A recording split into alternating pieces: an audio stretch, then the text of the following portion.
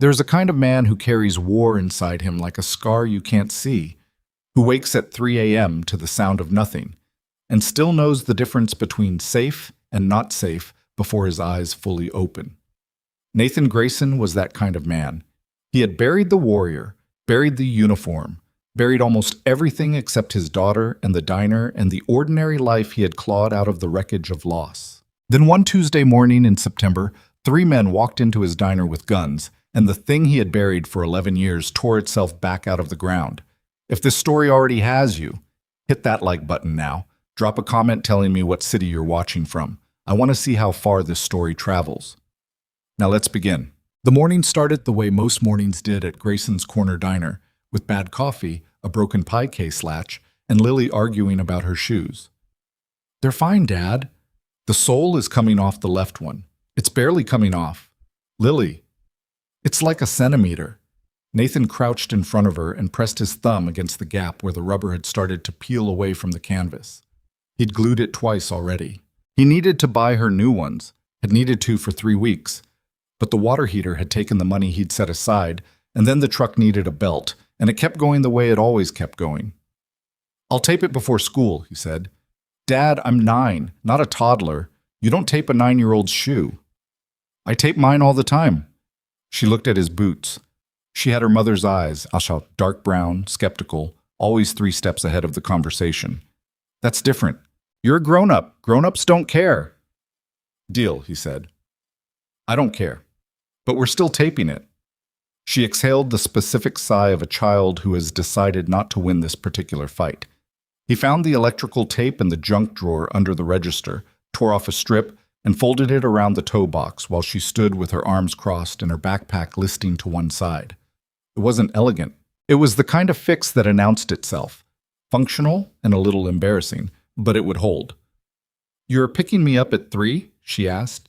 "Mrs. Hendricks has you until 4 today. I've got the lunch rush." "She smells like cats." "She has cats. That's different." "How is that different?" He stood and ruffled her hair, which she immediately tried to fix. "Be good. Eat your lunch. Don't tell Mrs. Hendricks she smells like cats." "I would never say that out loud. That's my girl." He watched her walk to the corner where the school bus stopped, backpack riding up on one shoulder because the left strap had stretched out, and he hadn't gotten around to replacing that either. She turned back once, the way she always did, the way she'd been doing since she was 4, and gave him a small wave that meant, "I see you there," and he lifted his hand back.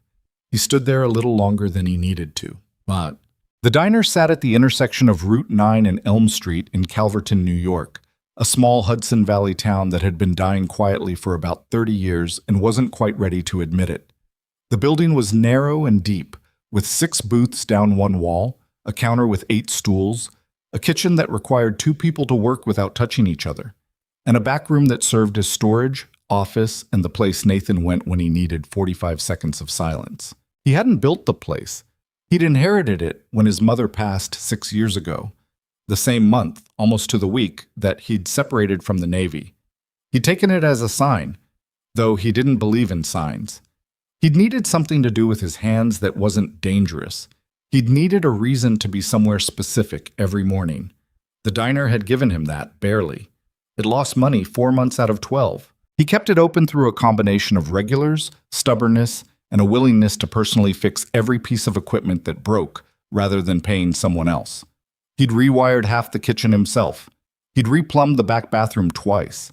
He'd rebuilt the walk-in refrigerator's compressor from a YouTube tutorial and a prayer to no one in particular. It stayed open. Lily had a roof over her head, and food that didn't come from a box most nights, and he called that a success, even when the numbers didn't. Carol Sims, his only full-time employee, arrived at 6:15 with a paper coffee cup from the gas station down the road, which Nathan found both offensive and understandable. "The espresso machine's down again," she said before he could say anything. "I fixed it Tuesday." "Well, it unfixed itself overnight." She hung her coat on the hook behind the door and tied her apron with the practiced efficiency of someone who had been doing it for 30 years across 5 different restaurants. She was 62, direct, and constitutionally incapable of softening bad news. Nathan had hired her 3 years ago and considered it the best decision he'd made since leaving the Navy. "The gasket seal. I have a spare. I know you have a spare. You have a spare for everything. My ex-husband could have used you. She said it the way she said most things, flatly, without expectation of a response. She was already pulling the machine away from the wall. Go open. I'll get it running before the 7 o'clock crowd. The 7 o'clock crowd was usually 4 people, sometimes 5. But Carol used the word crowd with total sincerity, and Nathan had learned not to argue with her about things that didn't cost money. He unlocked the front door, flipped the sign, and started the first pot of drip coffee. By 8, the diner had its usual rhythm. Pete Warfield, the retired postal worker, had his corner booth and his 2 eggs over easy and his reading glasses that he never actually used for reading. Donna Chu, who ran the pharmacy 2 blocks over, had her black coffee and half a blueberry muffin and spent 20 minutes on her phone with the expression of someone managing a low-grade crisis. The table by the window had a rotating cast of contractors from the housing development going in on the north side of town. Loud men who tipped well and kept Carol occupied. Nathan worked both sides of the pass-through, plating, refilling, clearing, occasionally jumping on the grill when the morning cook, Marcus, fell behind. He was good at this. Not passionate. He'd never been passionate about food service the way some people were, but competent in the specific way of someone who brings military-grade efficiency to civilian tasks without thinking about it. Orders came out right. Tables turned at a reasonable pace. Nobody waited too long for anything. It was unglamorous work. He was 40 years old, and he made better omelets than most places in the county, and he couldn't afford new shoes for his daughter. He had made his peace with all of that. He was refilling Pete Warfield's coffee when the black SUV pulled into the lot. He noticed it the way he noticed things, without deciding to notice, without any particular alarm. It was a reflex, not a thought. 2 men in the front, windows tinted dark enough to make reading faces difficult.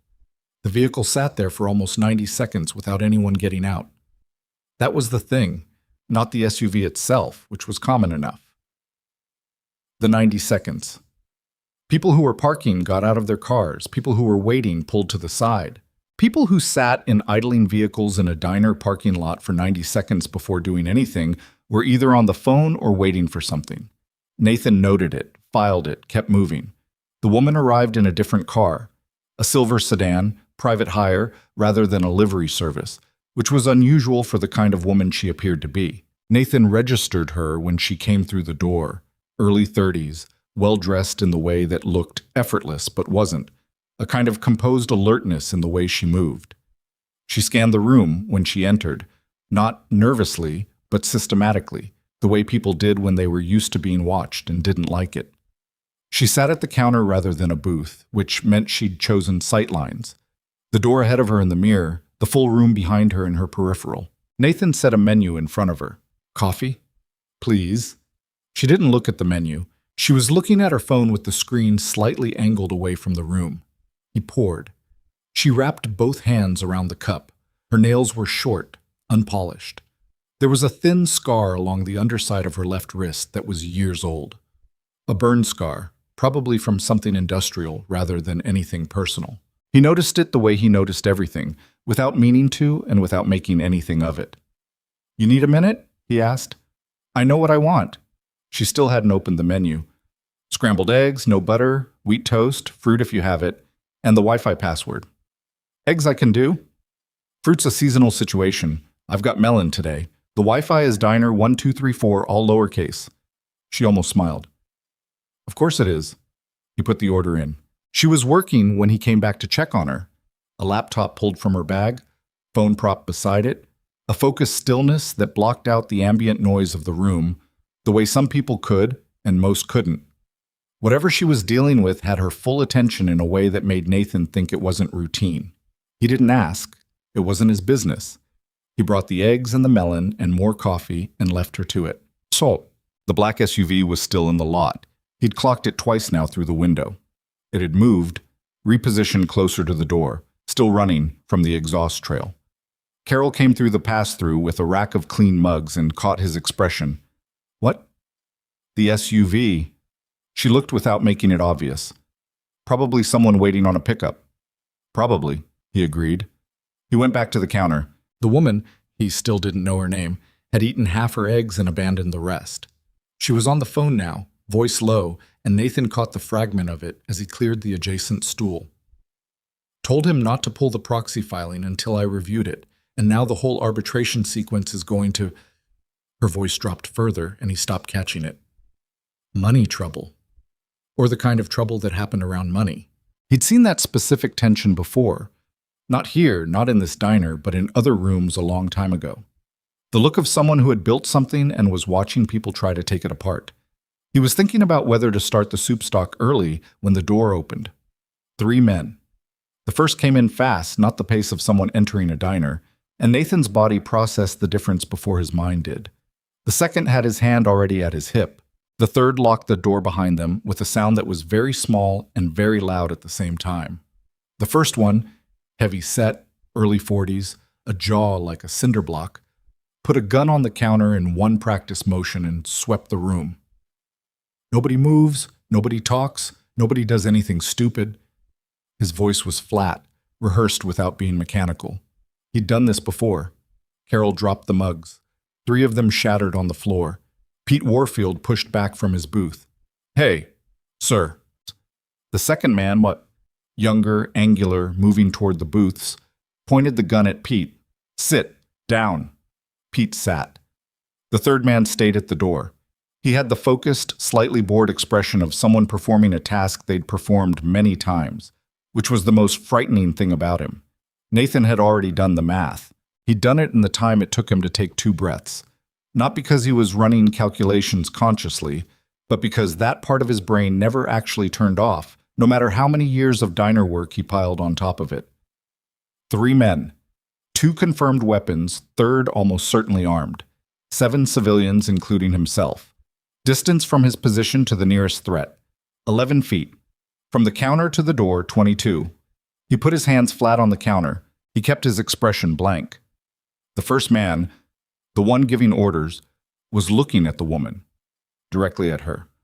Not surveying the room, not checking exits. Looking at her. The way you looked at something you'd come specifically to collect. Victoria Ashford, the man said. The woman, Victoria, turned on her stool. She was very still. Nathan could see her working it through, the same way he was, and he noted without surprise that she was fast. She wasn't panicking, she was assessing. Let's go, the man said. I'm not going anywhere with you. He moved the gun slightly. That's not the kind of thing you say right now. I know who sent you, Victoria said. Her voice was steady in the way that took serious effort to maintain. And I know that shooting me here is the last thing they want. So let's skip past the part where you pretend this is a simple robbery. The man stared at her. Something shifted in his expression. Not respect, but a recalibration. She had said something she shouldn't have known to say. Okay, he said. He turned the gun slightly, not toward her, but toward the counter, toward the occupied booths, toward Donna Chu, who had pressed herself against the wall. Here's what happens if you make this difficult. Nathan was watching the man at the door. He was also watching the angle the second man was holding his weapon, too tight to the body, which meant he'd trained somewhere but not enough, which meant the instinct under pressure would be to pull rather than aim. He was watching the distance. He was watching Carol, who was motionless behind the pass-through window, eyes enormous, one hand out of sight below the counter. He was not watching any of this, obviously. He was looking at the space between the first man's shoulder and the window, the way you looked at a middle distance when you were thinking about something else entirely. Then the second man took a step toward the booths, and his vector put him within 6 feet of where Lily normally sat in the morning before school. And something that had been cold in Nathan's chest for 11 years moved. Lily wasn't there. Lily was at school. He knew that. It didn't matter. The space was the same space, the child-sized space. Nathan moved. He came over the counter without sound. That was the thing people never expected, the silence of it. The first man had time to register motion before Nathan's hand was on his gun arm, torquing at the elbow in a direction elbows weren't built to go. The man made a sound. The gun hit the floor. Nathan's knee found the man's midsection and drove him back into the counter hard enough to crack the laminate edge. He didn't stop moving. He used the man's body weight, redirected, turned, and the second threat, the angular one, had his weapon up but was 2 feet in the wrong position, and Nathan was already past his aim when the gun went off. The shot went into the ceiling, plaster dust. Carol screamed. Someone else screamed. Nathan took the second man's wrist with both hands, pivoted, applied pressure at the joint in the precise sequence that removed the variable of the weapon before addressing the person holding it. The gun dropped. The man went down on one knee. Nathan did not finish him. He didn't need to, and he wasn't that person anymore. But he put him on the floor and put a knee on the back of his neck and looked up. The third man at the door had his weapon out and was pointing it directly at Nathan. There were 7 civilians between them. 8, including Victoria, who had come off her stool and was pressed against the far end of the counter. The room was very still. The third man's weapon was steady. He was the real trained one. Nathan saw that now, military or former law enforcement, the kind of stillness that came from discipline rather than calm. "Get up," the third man said. Nathan didn't move. He stayed on one knee, his hand still on the back of the man on the floor. He was looking at the third man's eyes, not the gun. "Get up," the third man said again. Last time. But Nathan said, "You're pointed into a room with 7 non-targets, one of whom is a 62-year-old woman who hasn't done anything to anyone. So let's think about what happens next before you decide on the next move." The third man's jaw tightened. He hadn't expected to be talked to. He had expected compliance or aggression, and Nathan was giving him neither. "You're not a cop," the man said. "No." "Military?" Nathan didn't answer. The man behind Nathan, the first one, the one whose gun arm he'd torqued, was moving, trying to get to his feet. Nathan heard it, didn't turn. He said quietly toward the pass-through, "Carol." Carol, who had worked 30 years in food service across 5 restaurants and had somehow survived every variety of crisis, reached under the counter for the item she had put there 6 months ago when Nathan had insisted. A compact tactical baton collapsed. She slapped it hard against the counter edge. Not at anyone, just the sound, the sharp metallic crack of it extending. The first man stopped moving. The third man's eyes moved toward the sound, just for a fraction of a second. Nathan was already up. The sequence that followed was very fast and not particularly elegant. He crossed the room in 3 strides, one hand going to the gun wrist as it tracked back toward him, his body inside the weapon's line so that any discharge went nowhere useful. His other hand found the man's collar, pivoted, and put him face first into the door he'd locked. The door was solid wood. It did its job. The third man went down and stayed there. Nathan stood in the middle of the diner with all 3 men on the floor, plaster dust still settling from the ceiling, and 8 people staring at him. Carol was the first to speak. "Well," she said. She set the baton on the counter. "I'll call the police," she said, and picked up the phone. The next 40 minutes were organized chaos. 6 county sheriff's deputies arrived inside 7 minutes. 2 ambulances. A fire truck because someone had called it in as a shooting without clarifying that no one had actually been shot. Nathan stood in the parking lot in his apron and answered questions from a deputy named Torres, who was professional and clearly processing the scene with some effort. "You said 3 attackers." "3. And you're a—" Torres checked his notepad. "Diner owner." "Yes?" Torres looked at him with the expression of a man choosing not to ask the follow-up question. "Were you armed at any point?" "No." "Any formal training in—" "I was in the Navy," Nathan said, "a long time ago." Torres wrote something down. "The woman they were after, she says they called her by name." "They did." "You heard that?" "Yes." "Did you know who she was before today?" "No." Torres looked toward the diner door where Victoria Ashford was sitting inside with 2 other deputies, a cup of coffee in front of her that she wasn't drinking. "She's asking to speak with you. She can come out here when she's done. She says she'd like it to be private." Nathan pulled off a piece of dried plaster that had landed on his forearm. "Tell her I'll be in the back room when she's ready." No. He was checking the walk-in refrigerator when she found him, making sure nothing had been disturbed in the commotion, which was mechanical and pointless, but gave his hands something to do.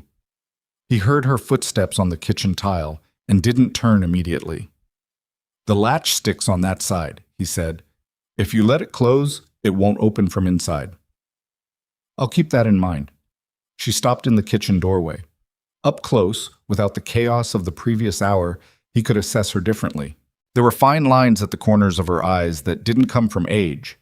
They came from the specific kind of exhaustion that was intellectual and chronic. She carried herself the way people did who had fought for something large and expensive and hadn't quite figured out whether they'd won. I wanted to say thank you. You don't have to do that. I'm aware I don't have to. I'm choosing to. A pause. You didn't have to do what you did either. Your situation was going to go somewhere very bad very quickly. Someone needed to stop it going there. He closed the refrigerator door. I'm glad you're not hurt. She looked at him steadily. It was the look of someone accustomed to reading people and finding them legible, encountering something they couldn't quite get a fix on. You heard what I said to them, about knowing who sent them. I heard it. Does that concern you? Should it? It means this wasn't random, she said. It means whoever organized this knew where I was this morning, which means I have a leak inside my own company. Which means wherever I go next, there's a possibility that someone who wants me in a vehicle with 3 armed men already knows about it. Nathan leaned against the prep table. That's your problem, not mine. Yes, she said. It is. She paused. But I'd like it to be slightly more manageable. I'm going to need security, not the corporate kind. I have that, and it clearly didn't help this morning. I'm going to need someone who understands what happened in there. Nathan looked at her for a moment. I run a diner. I know what you run, she said. I also know what you did in that diner in approximately 90 seconds with no weapons, no backup, and 7 civilians to protect. That's not diner owner work. That was a long time ago. Some things don't get long enough ago. She held his gaze. I'm not asking you to go back to whatever you were. I'm asking you to keep me alive while I figure out who tried to have me kidnapped and why. The kitchen was quiet. Through the pass-through, he could hear Torres still taking statements in the dining room. I have a daughter, Nathan said. She's 9. She gets home at 4. I know, Victoria said. I looked you up while I was waiting for the police to finish with me. I know about your daughter, and I know about this place. And I know enough to understand why you'd say no. She paused. I'm asking you to say yes anyway. He didn't answer right away. That was how he made decisions. Not quickly, not dramatically, but with the full weight of what they actually meant. I'd need to think about it, he said. I figured. She reached into her jacket pocket and set a card on the prep table. My direct line. Not the assistant, not the office. That number reaches me. Think as long as you need to. She turned to go. Ms. Ashford. She stopped. The men who came for you this morning, Nathan said. The third one. The one at the door. He'd had real training, better than the other 2. I noticed. That means whoever organized this didn't do it cheap, and they didn't do it fast. This was planned. The kind of planning that happens inside an organization that knows your schedule and your movements. He looked at her. You already knew that. Yes. Then you know whoever sent them will try again. Yes, she said again. The word carried a specific kind of weight. Be careful between now and when you call me, he said. She nodded once, and then she was gone. He picked Lily up from Mrs. Hendrick's house at 4 on the dot.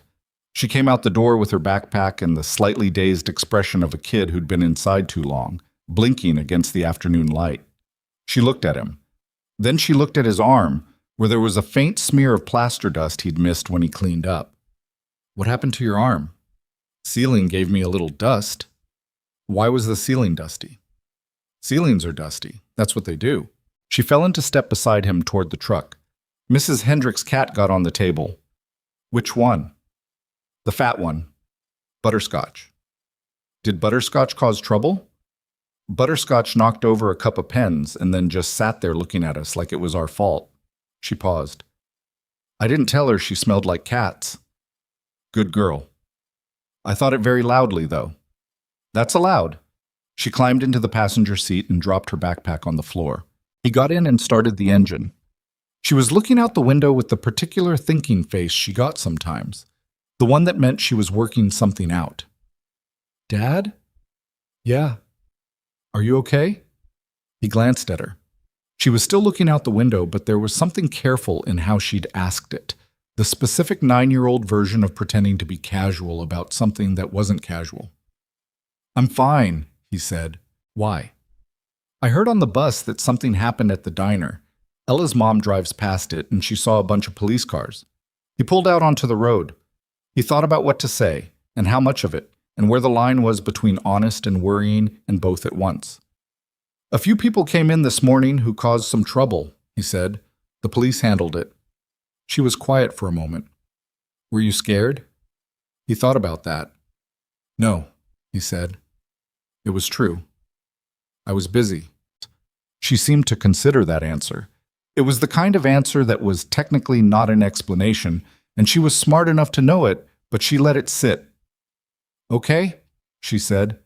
They drove the rest of the way home without talking, which was one of the things he liked about her, that she could sit in silence without needing to fill it. He thought about the card in his pocket. He thought about the third man's eyes and the discipline in them, and how organized money moved and what it meant to be on the wrong side of organized money. He thought about the word again. Whoever sent them will try again. He pulled into the driveway and cut the engine. "Homework?" he asked. "Math, it's not that bad." "I'll start dinner. Come down when you're done." She grabbed her bag and went inside. He sat in the truck for a moment, alone with the engine ticking as it cooled. Then he reached into his pocket and turned the card over in his hand. It was just paper. A name and a number. Nothing about it was consequential on its own, but he knew, the way you knew some things, not from thinking, but from the part of you that had spent years in places where the wrong red got people killed, that this card represented a door, and on the other side of it was a version of his life that looked nothing like the one he'd spent 11 years building. He also knew that the alternative was to put the card back in his pocket and go inside and make dinner, and that tomorrow or next week or next month, 3 more men would find Victoria Ashford, and the next ones would be better. He put the card back in his pocket. He went inside and started cutting onions. He was standing at the stove when Lily appeared in the kitchen doorway, math book in hand, already dressed for bed, even though it was only 5:45. "I finished," she said. "Fast." "I told you it wasn't that bad." She climbed onto the counter stool. "What are you making?" "Pasta, whatever we've got." "We've got that sauce from Tuesday." "Then pasta and sauce from Tuesday." She opened her math book on the counter. "Dad?" "Yeah." "The woman at the diner, the one the police were asking about." She didn't look up from the book. "Was she nice?" He stirred the sauce. She was direct. "Is that the same as nice?" "Sometimes it's better." Lily considered this with the seriousness she applied to everything that seemed like a meaningful distinction. "Okay," she said, and went back to her math. He stood at the stove and made dinner in the kitchen that had been his mother's kitchen and was now his, in the house that held the particular specific weight of lives that had happened in it and lives that were still happening. The sauce smelled right. The pasta was almost done. Lily was working a problem at the counter with the tip of her pencil in her mouth. Outside, the evening was coming in slow and ordinary over the Hudson Valley, the way evenings did. He thought about what Victoria had said. Some things don't get long enough ago. He didn't disagree with her. He served dinner. He helped Lily with the one problem she'd gotten stuck on, which was about fractions and required more patience than he currently felt, but which he extended anyway. He washed the dishes while she brushed her teeth. He checked her shoe. The tape was still holding. He turned off her light at 8:30 and sat in the hallway for 2 minutes in the specific way of a parent whose child is asleep and who is not quite ready to stop being in proximity to that. Then he went downstairs. He sat at the kitchen table. He took the card out of his pocket. He picked up his phone. It was 9:07 p.m. He looked at the number for a long moment, and then he dialed. She picked up on the second ring. "Grayson," he said. A pause.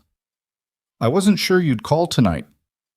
I need some information before I say yes or no, about what you don't know, and what you think is coming." "That's reasonable." "And I need it to be straight," he said.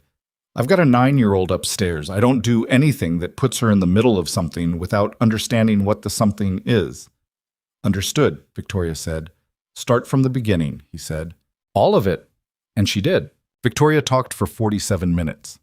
Nathan sat at the kitchen table with a glass of water he didn't drink and listened the way he had been trained to listen. Not for what people said, but for the shape of what they left out, the hesitations, the places where the voice went flat because the information was being managed rather than shared. She was intelligent and she was careful, and she was, despite both of those things, genuinely frightened. That came through underneath the precision of her language, the way cold came through a wall in winter. Not dramatic, just present and constant. Ashford Technologies had started as a software infrastructure company 12 years ago. 2 people and a leased server room in a Newark office park. Victoria had written the first platform architecture herself, working 18-hour days on a fold-out table while her co-founder, a man named Derek Holt, handled investor relations and business development. By year 3, they had 40 employees and a government contract. By year 7, they had 400 employees, 3 federal contracts, and a valuation that had crossed $1 billion. By year 10, Victoria had bought Derek out. Not acrimoniously, but decisively, the way you removed a component that had served its purpose and was now introducing instability. The company now employed around 2,000 people and sat at the intersection of data infrastructure, cybersecurity architecture, and federal communications systems. 3 of its platforms handled components of the National Emergency Broadcast Network. 2 others provided back-end architecture for financial clearinghouses that processed roughly $400 billion in transactions annually. It was, in short, exactly the kind of company that people with large and uncomplicated appetites for power and money would want to either own or destroy. 6 months ago, Victoria said, I started seeing anomalies in our internal financial reporting. Small ones. The kind of discrepancies that aren't accidents, they're test runs. Someone probing to see how quickly the oversight catches it. Did you flag it internally? I flagged it to my CFO, Martin Rees. He said he'd look into it. 3 weeks later, the anomalies stopped. A pause. Which is worse than if they'd continued. It means someone inside knew I'd noticed. Nathan turned the water glass slowly on the table. How many people knew you flagged it to Rees? That's the question. Her voice was controlled, but he could hear the weight under it. I've had a security firm doing internal threat assessment for 4 months. They haven't found anything conclusive. 2 weeks ago, I started wondering whether the firm itself might be compromised. And then someone tried to put you in a car this morning. Yes, he thought for a moment. The men at the diner? Local hire or out of state? The deputies couldn't ID them immediately.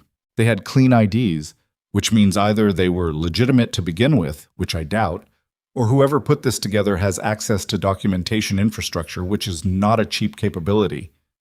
The third one, Nathan said, the one at the door. He didn't fit the other 2. No.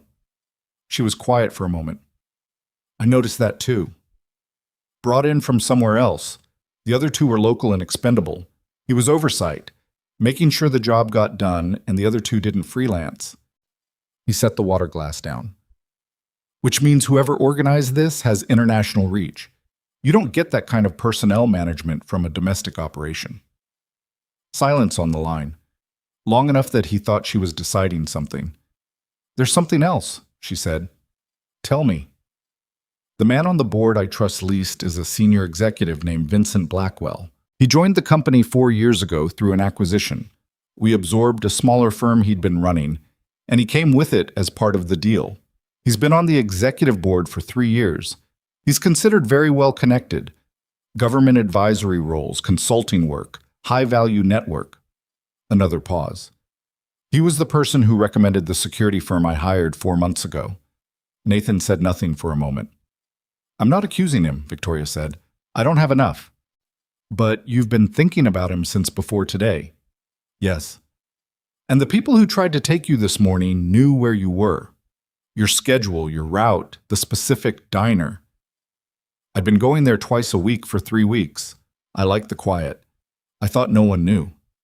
A beat. Someone knew. Nathan looked at the ceiling of his kitchen, at the water stain in the corner that he'd been meaning to check since spring, at the ordinary architecture of his ordinary life.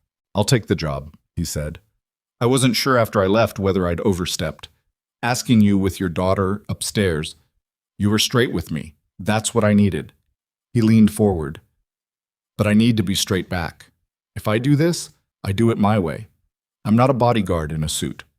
I won't stand behind you at a podium. If I assess a situation and say we move, we move. If I say something's wrong, you listen before you argue. Those aren't negotiable. Understood. And Lily stays out of anything that happens. She doesn't know details. She doesn't get used as leverage. And if at any point I assess that proximity to you creates risk for her, the job ends. That's fair. One more thing. He paused. I need full access to your internal communications structure. Not filtered. Not what your board thinks is appropriate for me to see. Everything. Victoria was quiet for exactly 2 seconds. That's a significant ask. You asked me to keep you alive. I can't do that if I'm working with incomplete information. Another pause. Longer this time. He waited it out. All right, she said. I'll be at your offices at 8 tomorrow morning. Text me the address. She did. He put the phone down on the table and looked at it for a moment. Then he went to bed, which was the most rational thing he could think of to do, and lay awake for an hour and a half before his body finally stopped running calculations. The address she sent was a building in Midtown Manhattan, 42 floors, glass and steel, the kind of architecture that was designed to say permanence while actually saying money. Nathan drove in rather than taking the train because he didn't like being underground in situations where his threat assessment was still incomplete, and he parked in a garage 2 blocks away and walked the remainder, which gave him time to observe the approach to the building before he was in it. Victoria met him in the lobby herself rather than sending an assistant. That said something. She was in a different suit than yesterday. Charcoal, precise, the particular armor of a woman who needed to walk into rooms and be taken seriously without making a production of it. She looked like she'd slept about 4 hours. You drove in, she said. Yes. I have a car service. I know. He didn't explain further, and she seemed to accept that. She took him up in a private elevator that required her badge and a biometric scan, which he noted. The executive floor was quiet. It was early enough that most of the building hadn't filled, and she walked him to a conference room with floor-to-ceiling windows and a city spread below it like a diagram of itself. I need to walk you through the structure, she said, setting a laptop on the table. Board composition, executive roles, who reports to whom, where the financial anomalies appeared and when. Before you do, Nathan said, I want to talk about your physical security. Starting now, not eventually. She looked at him. Your current security team? Who do they report to? Officially, to our chief operating officer. In practice, the team lead, a man named Garrett, liaises with the board's security subcommittee, which Blackwell sits on. A pause. Yes. Then your current security team is compromised until we prove otherwise. He said it plainly, not dramatically, the way you said things that needed to be understood and not debated. I'm not saying Garrett is dirty. I'm saying I can't rule it out, which means I can't rely on anything he's running. Victoria pressed her lips together. Garrett has been with me for 3 years. I understand, and if he's clean, we'll be able to confirm that and use him. But right now I'm your security structure, and I need to know you understand what that means. She held his gaze. It means I'm trusting you. More than that. It means if I tell you not to attend a meeting or not to use a specific route, you listen even when it seems excessive, because the gap between seems excessive and saves your life is usually about 8 seconds. She was quiet for a moment, then, all right. Now walk me through the org chart. She did. For 2 hours, with the city silent below them, she laid out the structure of the company she had built. The board, the executive team, the financial reporting chain, the government contract relationships, the security clearances, the internal communications architecture. She was thorough and she was honest, including about the places she was uncertain, and Nathan took it in and asked questions that were specific and occasionally uncomfortable, and she answered all of them. He was starting to understand why the company was worth fighting over, and why someone inside it had decided that the fastest way to take control was to remove the one person who couldn't be bought. Getting Lily out of Calverton and into Victoria's secured estate in Westchester took 3 days. 3 days that Nathan spent sleeping 4 hours a night and spending the rest of his time cross-referencing Victoria's internal communications logs against the timeline of the financial anomalies. Carol agreed to run the diner solo for a few weeks, which she announced she could absolutely do and which Nathan believed and felt guilty about simultaneously. Mrs. Hendricks agreed to continue watching Lily until the school week ended, at which point the school situation would need to be addressed. He didn't tell Lily what was actually happening. He told her they were going to stay somewhere different for a while because a lady he was doing some work for had a big house, and it would be easier than commuting. Lily had accepted this with the specific skepticism of a child who knows she isn't getting the full story but has decided to reserve judgment. "Does she have a pool?" Lily asked in the truck on the way. "I have no idea." "Could you ask?" "I'll ask when we get there." She had a pool. It was indoors, which Lily found either impressive or disappointing depending on which minute you asked her. She'd wanted to swim outside, but the indoor pool had a skylight, which she eventually decided elevated it. The estate was significant: 10 acres outside the city proper, a main house, and 2 smaller structures, perimeter security that was professional, but which Nathan assessed and found to have 2 exploitable gaps. He immediately reported to Victoria and began addressing. The staff was 5 people full-time: a housekeeper, a groundskeeper, a cook, a personal assistant, and a rotating security guard who Nathan placed on administrative suspension pending his own evaluation, which did not go smoothly. The guard's name was Patton, and he was 28 and had been in the role for 8 months, and felt strongly that being placed on suspension by someone who didn't hold an official title was not a legitimate organizational action. "I don't report to you," Patton said, in the estate's security room, which was a converted study with monitors and a weapons safe. "I report to Garrett." "You report to Miss Ashford," Nathan said. "Ask her." Patton looked at Victoria, who was standing in the doorway. "He's right," she said. "Effective immediately." Patton looked back at Nathan with the expression of someone recalibrating a situation they didn't appreciate. He was young and capable and probably decent at his job. And being suspended by a man in jeans and a diner apron, Nathan hadn't had time to change that morning. Clearly went against everything he thought was appropriate. "This is temporary," Nathan said. "If you're clean, you're back in 2 weeks. I'm not trying to end your job. I'm trying to make sure the people in this house are still alive in 2 weeks." Patton was quiet for a moment. Then, "What do you need from me?" "A full log of every entry and exit on this property for the last 6 months. Every delivery, every visitor, every maintenance contractor." Patton nodded, jaw still tight. "I can pull that." "Good. Do that." Bob. Lily met Victoria for the first time at dinner on the second night, which was an event Nathan had been managing in his head since they'd arrived. He didn't quite know what he'd expected. Some awkwardness, probably. The specific friction of a 9-year-old and a billionaire sharing a table with nothing in common except a man they both needed to be okay.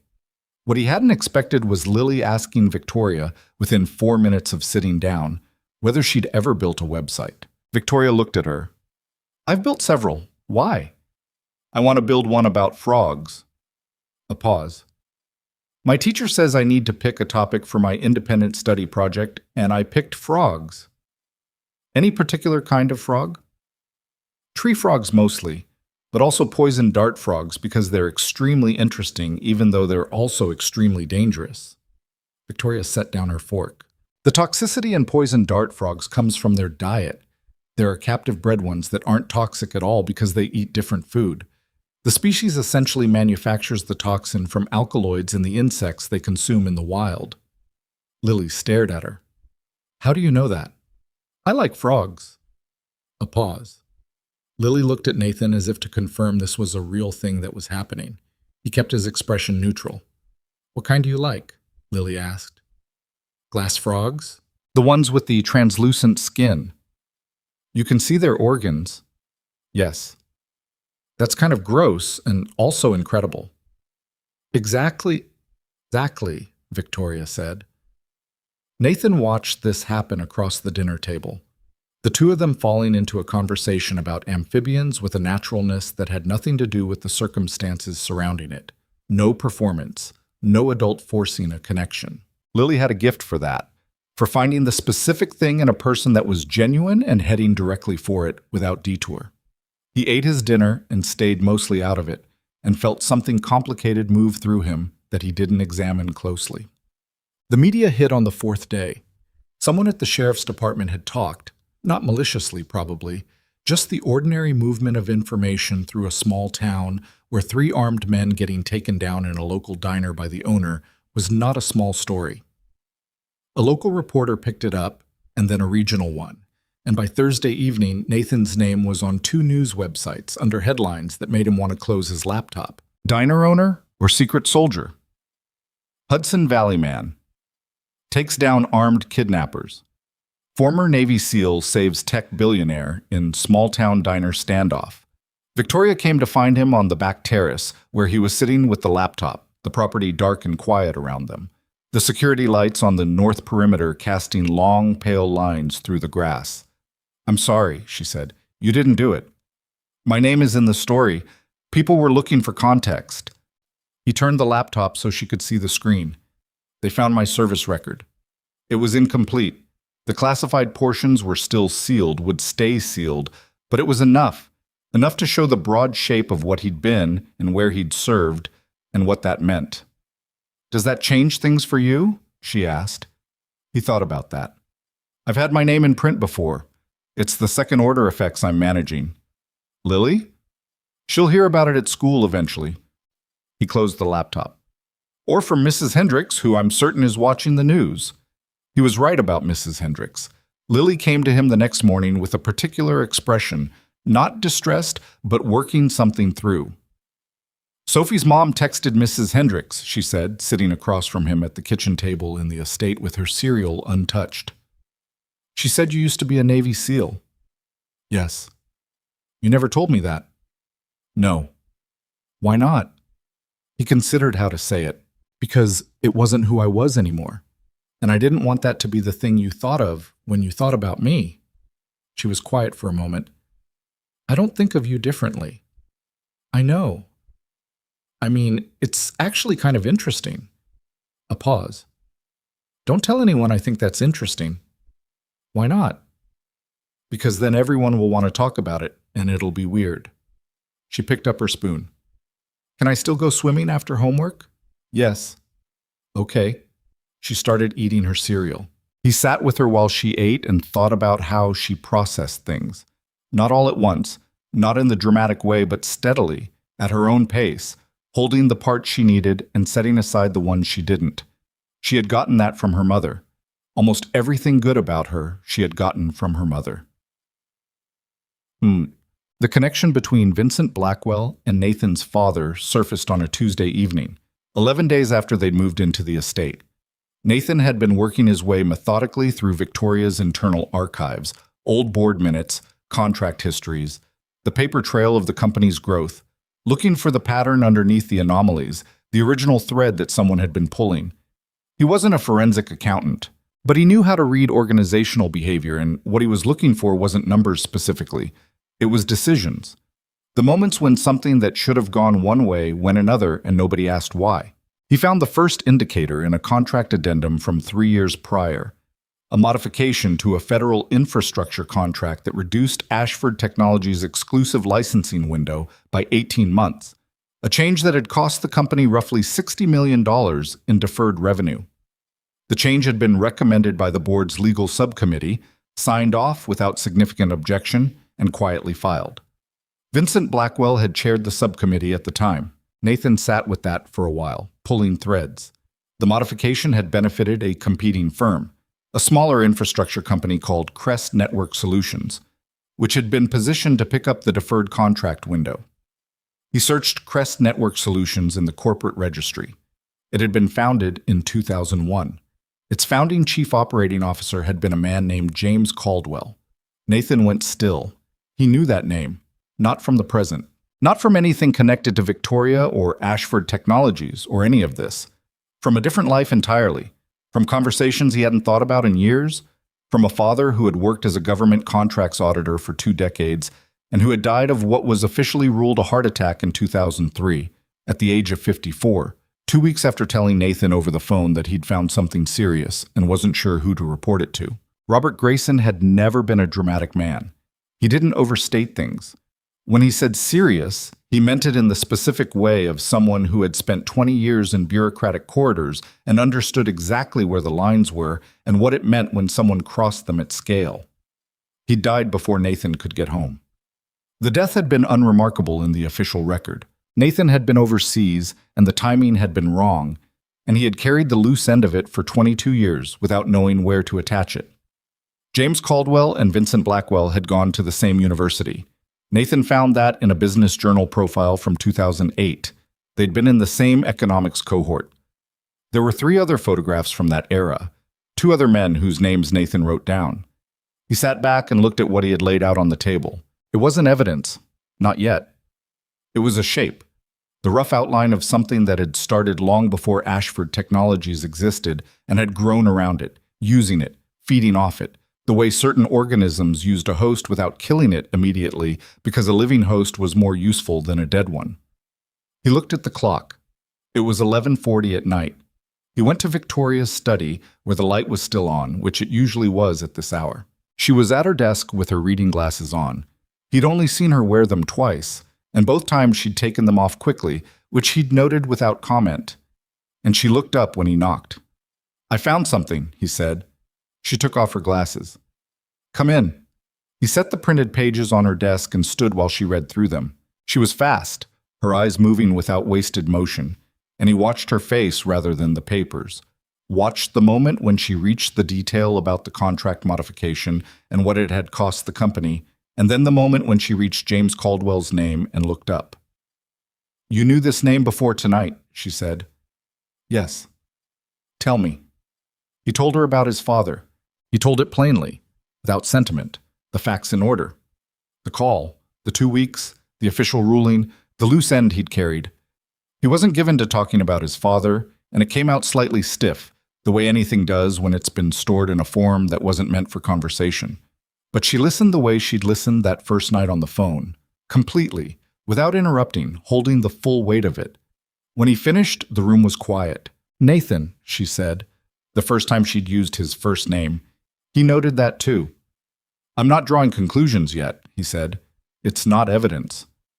"But you think—" "I think your company was targeted deliberately and early, and I think whoever is running this operation has been running versions of it for a long time." He paused. "And I think whoever had my father auditing the wrong contracts 22 years ago is connected to whoever recommended you hire a compromised security firm 4 months ago." She looked at him for a long moment. She was still holding the papers. Her hands, he noticed, were not entirely steady. "Vincent Blackwell is attending the board meeting Thursday," she said. "He's been pushing for a vote on a structural reorganization that would shift the contract oversight framework. I've been blocking it." "Don't go to that meeting," Nathan said. "I have to go to that meeting. If I don't show, he'll table a proxy motion and get the votes he needs in my absence." "Then we need something on him before Thursday." "How?" "The Manhattan records," he said. "The contract modifications, the originals, before any amendments. If Caldwell and Blackwell coordinated the initial filing structure, the original drafts will show the language before it was cleaned up. Those drafts won't be in your company's system. They'll be in the federal repository at the records management facility, or in a paper archive." He looked at her. "Does your company use the records storage facility on Lexington for physical contract documentation?" She was quiet for a moment. "No, but the federal contracts from our early stage filing period, those went through the Midtown Records Depository. I still have authorization codes for the archive access." "Then that's where we go." She set the papers down on the desk, carefully. "You've been in my house for 11 days, she said. "You just told me that the same network that apparently had your father killed may also be the one trying to take down my company." A pause. "Most people would be asking to leave." "Most people weren't trained for this kind of work," he said. She almost smiled, the same way she had at the diner counter that first morning over the Wi-Fi password. Not quite, but almost. "Thursday's 4 days away," she said. "Then we have 4 days." He reached over and picked up the papers. "Get some sleep. We start early." She looked at him for a moment, not calculating, not assessing, just looking, the way people did when something surprised them and they weren't ready to name what the surprise was. "Good night, Nathan," she said. "Good night." He left the study and walked back down the hallway toward the room he'd been staying in at the far end of the house. He passed Lily's door, which was half open the way she liked it, and looked in. She was asleep, one arm around the battered stuffed penguin she'd had since she was 3, and claimed, with great dignity, was just there for decorative purposes. He stood in the doorway for a moment. The house was quiet. The perimeter lights were on. The gaps in the security system had been addressed. He went to his room and sat on the edge of the bed and thought about his father for the first time in years with something that felt different from the old grief. Something sharper and more present. Something that had a direction to it. He had not gone looking for this, but it had found him the way things found you sometimes. Not by accident, but by the slow convergence of lines that had been moving toward each other for a very long time. He lay back on the bed and stared at the ceiling and did not sleep for a while. Then he did. The records depository on Lexington Avenue was not the kind of place that announced itself. It occupied the basement and sub-basement levels of a building that otherwise housed a dental practice, an insurance brokerage, and a firm that appeared to sell commercial real estate, but whose lobby had not been updated since approximately 1994. The entrance was a reinforced door set into the side of the building, accessible from a service alley, requiring 2 forms of authorization and a scheduled appointment made at least 48 hours in advance. Victoria had made the appointment 2 days prior under a subsidiary company name, a legal entity she still controlled, but which had no visible connection to Ashford Technologies' current operations. Nathan had told her to do that. He had also told her to change their route twice en route, which she had done without arguing, and to leave her regular phone at the estate and use the prepaid he'd bought at a gas station in New Jersey. She was getting better at not arguing with him about logistics. He was getting better at explaining his reasoning without making it sound like an order. They went in Wednesday morning at 9, which was when the facility was quietest.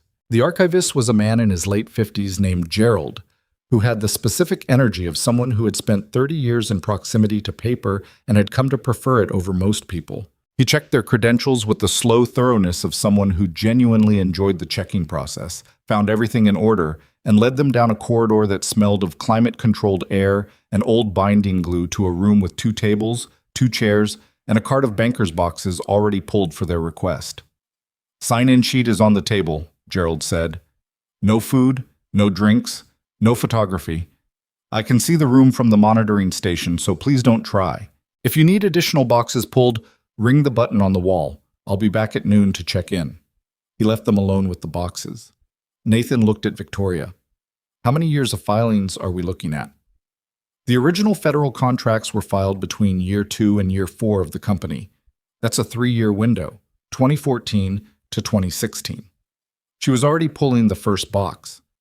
The modification that Blackwell's subcommittee pushed through happened in 2021. So we need the originals to compare against what was actually filed with the Federal Procurement Office. "What are we looking for specifically?" She opened the box and began sorting through the documents inside with the practiced speed of someone who had spent years navigating corporate paperwork. The original licensing language should have specified exclusivity windows of not less than 48 months. If those drafts show 48 and the filed version shows 30, then someone modified the document after internal approval and before federal submission. She paused. "That's not a clerical error. That's fraud." "And Blackwell's connection to it?" The subcommittee chair signs off on any modification memo. If there's a modification memo in here dated before the federal filing with his signature, and the board minutes show no record of that modification being voted on, she looked up. Then he committed federal procurement fraud, which is a different category of problem than corporate mismanagement. Nathan pulled the second box. How many people would have had access to these documents before filing? In 2014? 4 people. Me, our original general counsel, who left the company in 2017 and now lives in Portugal, Martin Rees, who was deputy financial officer at the time, and whoever was managing the federal submission process. That was a contractor we brought in. She was reading a document. His name was Alan Cross. He worked with us for 8 months, filed the contracts, and then his firm dissolved. Dissolved or was dissolved? She looked at him. I never thought to ask that distinction. Add it to the list. They worked through the morning.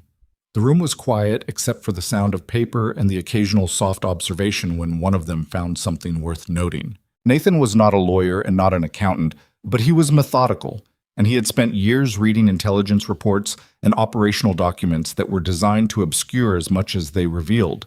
And he understood the grammar of institutional deception, the way important information hid not in what was said, but in what was conspicuously absent. He found the modification memo at 11:15. It was in the third box, near the bottom, filed behind a series of quarterly compliance reports in a way that was either accidental or designed to be overlooked. It was dated March 2014, 6 weeks before the federal submission. It specified a change to Section 7C of the licensing agreement, reducing the exclusivity window from 48 months to 30. It was 2 pages long. The second page had a signature line. The signature on it was not Vincent Blackwell's. It was Martin Rees's. Nathan held the document for a moment. Then he said quietly, "Victoria." She crossed to him and read it. He watched her face. She was very still, the stillness of someone who had just seen something that restructured a significant portion of what they thought they understood.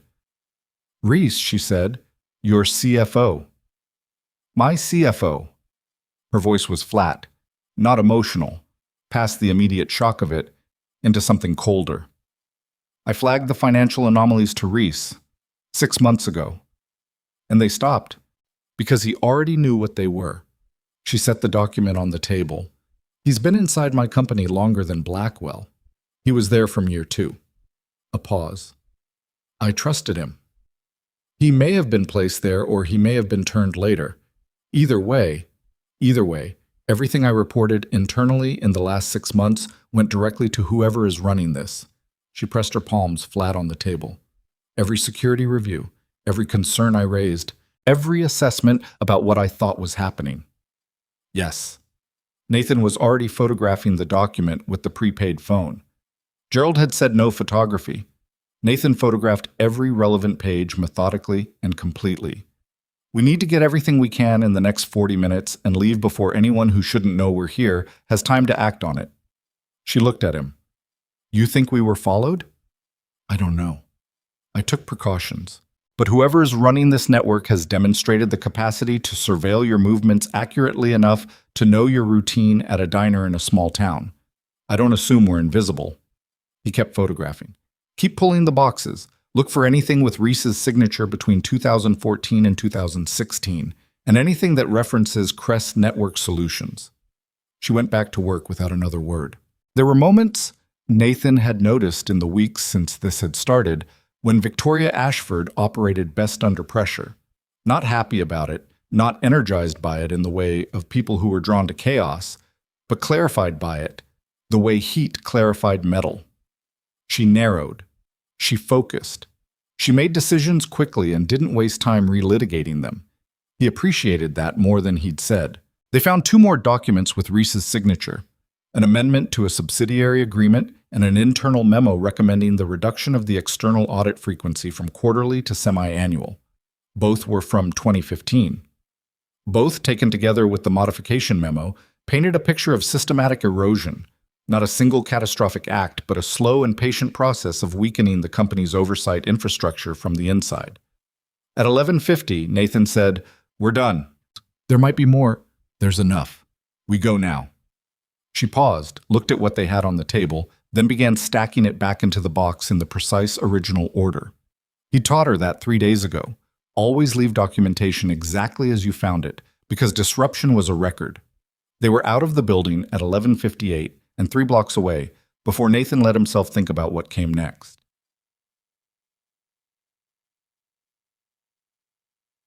The board meeting was the following morning at 9. They spent Wednesday afternoon and evening with an attorney named Sandra Park, who Victoria had retained 6 months earlier through a separate legal channel, specifically because she was not connected to the firm that handled Ashford Technologies' standard corporate work. Park was compact and direct, with the specific kind of confidence that came from having been in rooms where people tried to intimidate her and discovering she didn't particularly respond to it. She reviewed the documents Nathan had photographed, made several phone calls that she conducted in another room, returned with the expression of someone who had confirmed what they already suspected, and said, "The modification memo is federal procurement fraud. With the CFO's signature on it and the board minutes showing no vote, there's no ambiguity. If you bring this to the FBI's Financial Crimes Division, they have enough to open an investigation immediately." "I need more than an investigation," Victoria said. "I need it fast enough to matter before tomorrow morning's vote." "You're not going to get a federal prosecution overnight," Park said. "But you can get an emergency injunction against the board vote if you move in the next 4 hours. The grounds are conflict of interest. If Reese is compromised, any board action taken with his participation and without disclosure is challengeable. She looked between them. The injunction buys you time. The federal case is the longer play. Can we do both simultaneously? Nathan asked. We can try. I need someone to walk these documents into the FBI field office on Federal Plaza today. Not tomorrow, today. She checked her watch. It's 2:15. If I call ahead and you're there by 4, they'll start a preliminary review tonight. Victoria looked at Nathan. I'll go, he said. You stay here with Park and work the injunction. They'll want me there. The documents are my company's. I have your authorization, and you walking into Federal Plaza with documents alleging internal corporate fraud will be photographed by someone within 20 minutes. We're not ready for that yet. She held his gaze for a moment. You're going to walk into the FBI and tell them, I'm going to walk in and show them a signed modification memo, a documented financial trail, and a chain of custody for the documents that starts with your legitimate archive authorization. He paused. I've dealt with federal agencies before. Not in this context, but I understand the process. She nodded. All right. He was at Federal Plaza by 3:50. The agent who received him, a woman named Chen, Financial Crimes Division, with the specific demeanor of someone who had been presented with a lot of things that turned out to be nothing and had developed a sustainable skepticism about all of them, reviewed the documents with an expression that began neutral and shifted, by page 4, into something more focused. How did you come to be in possession of these? She asked. The account holder has legal access to the depository. I was present as her security consultant. Chen looked at him. Security consultant? Yes. And before that? Navy. A pause. She looked at the documents again. The CFO's signature on this modification memo is not disclosed in any board minutes from the relevant period. We checked 4 years of minutes. You checked them tonight. We've been reviewing internal records for 2 weeks. Chen set the documents down. She appeared to be weighing several things simultaneously. I'm going to need the originals. The originals are in a legal archive with chain of custody documentation. Ms. Ashford's attorney can arrange transfer with proper paperwork tomorrow morning. Nathan held her gaze. Agent Chen, I understand this is an unusual presentation. I also understand that the network connected to this fraud attempted a kidnapping 4 days ago in Calverton, New York, which is a matter of public sheriff's record, and that the subject of that kidnapping has reason to believe a second attempt is being planned. The speed with which this is reviewed is not an administrative preference. It is a safety issue. Chen looked at him for a long moment. I'll make some calls tonight, she said. Don't go anywhere unusual in the next 24 hours. He was back at the estate by 7.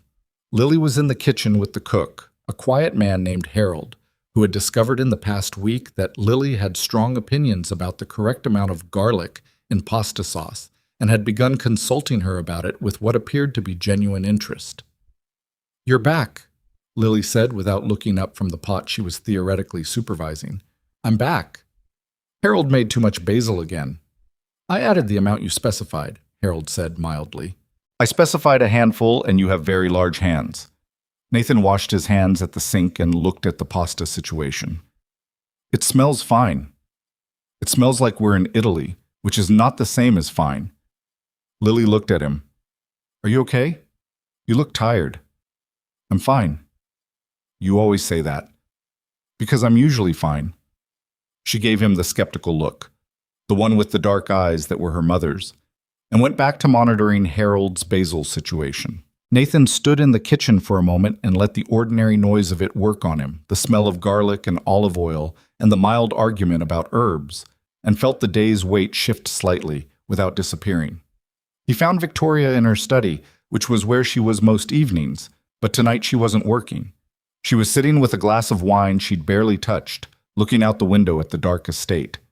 She turned when he came in. How did it go? Chen will follow up tomorrow morning. Park's filing the injunction tonight. She said the judge is known for expedient rulings on conflict of interest motions. He sat in the chair across from the desk. How are you? She looked at him with a slightly surprised expression, as if the question was unexpected. Reese has been at this company for 8 years, she said. He was at my 40th birthday dinner. He gave a toast. A pause. I gave his daughter a recommendation letter for her MBA program 2 years ago. Nathan didn't say anything. There wasn't anything useful to say to that. I know he's not your problem, she said. The betrayal part. It's your company. It's your problem. He paused.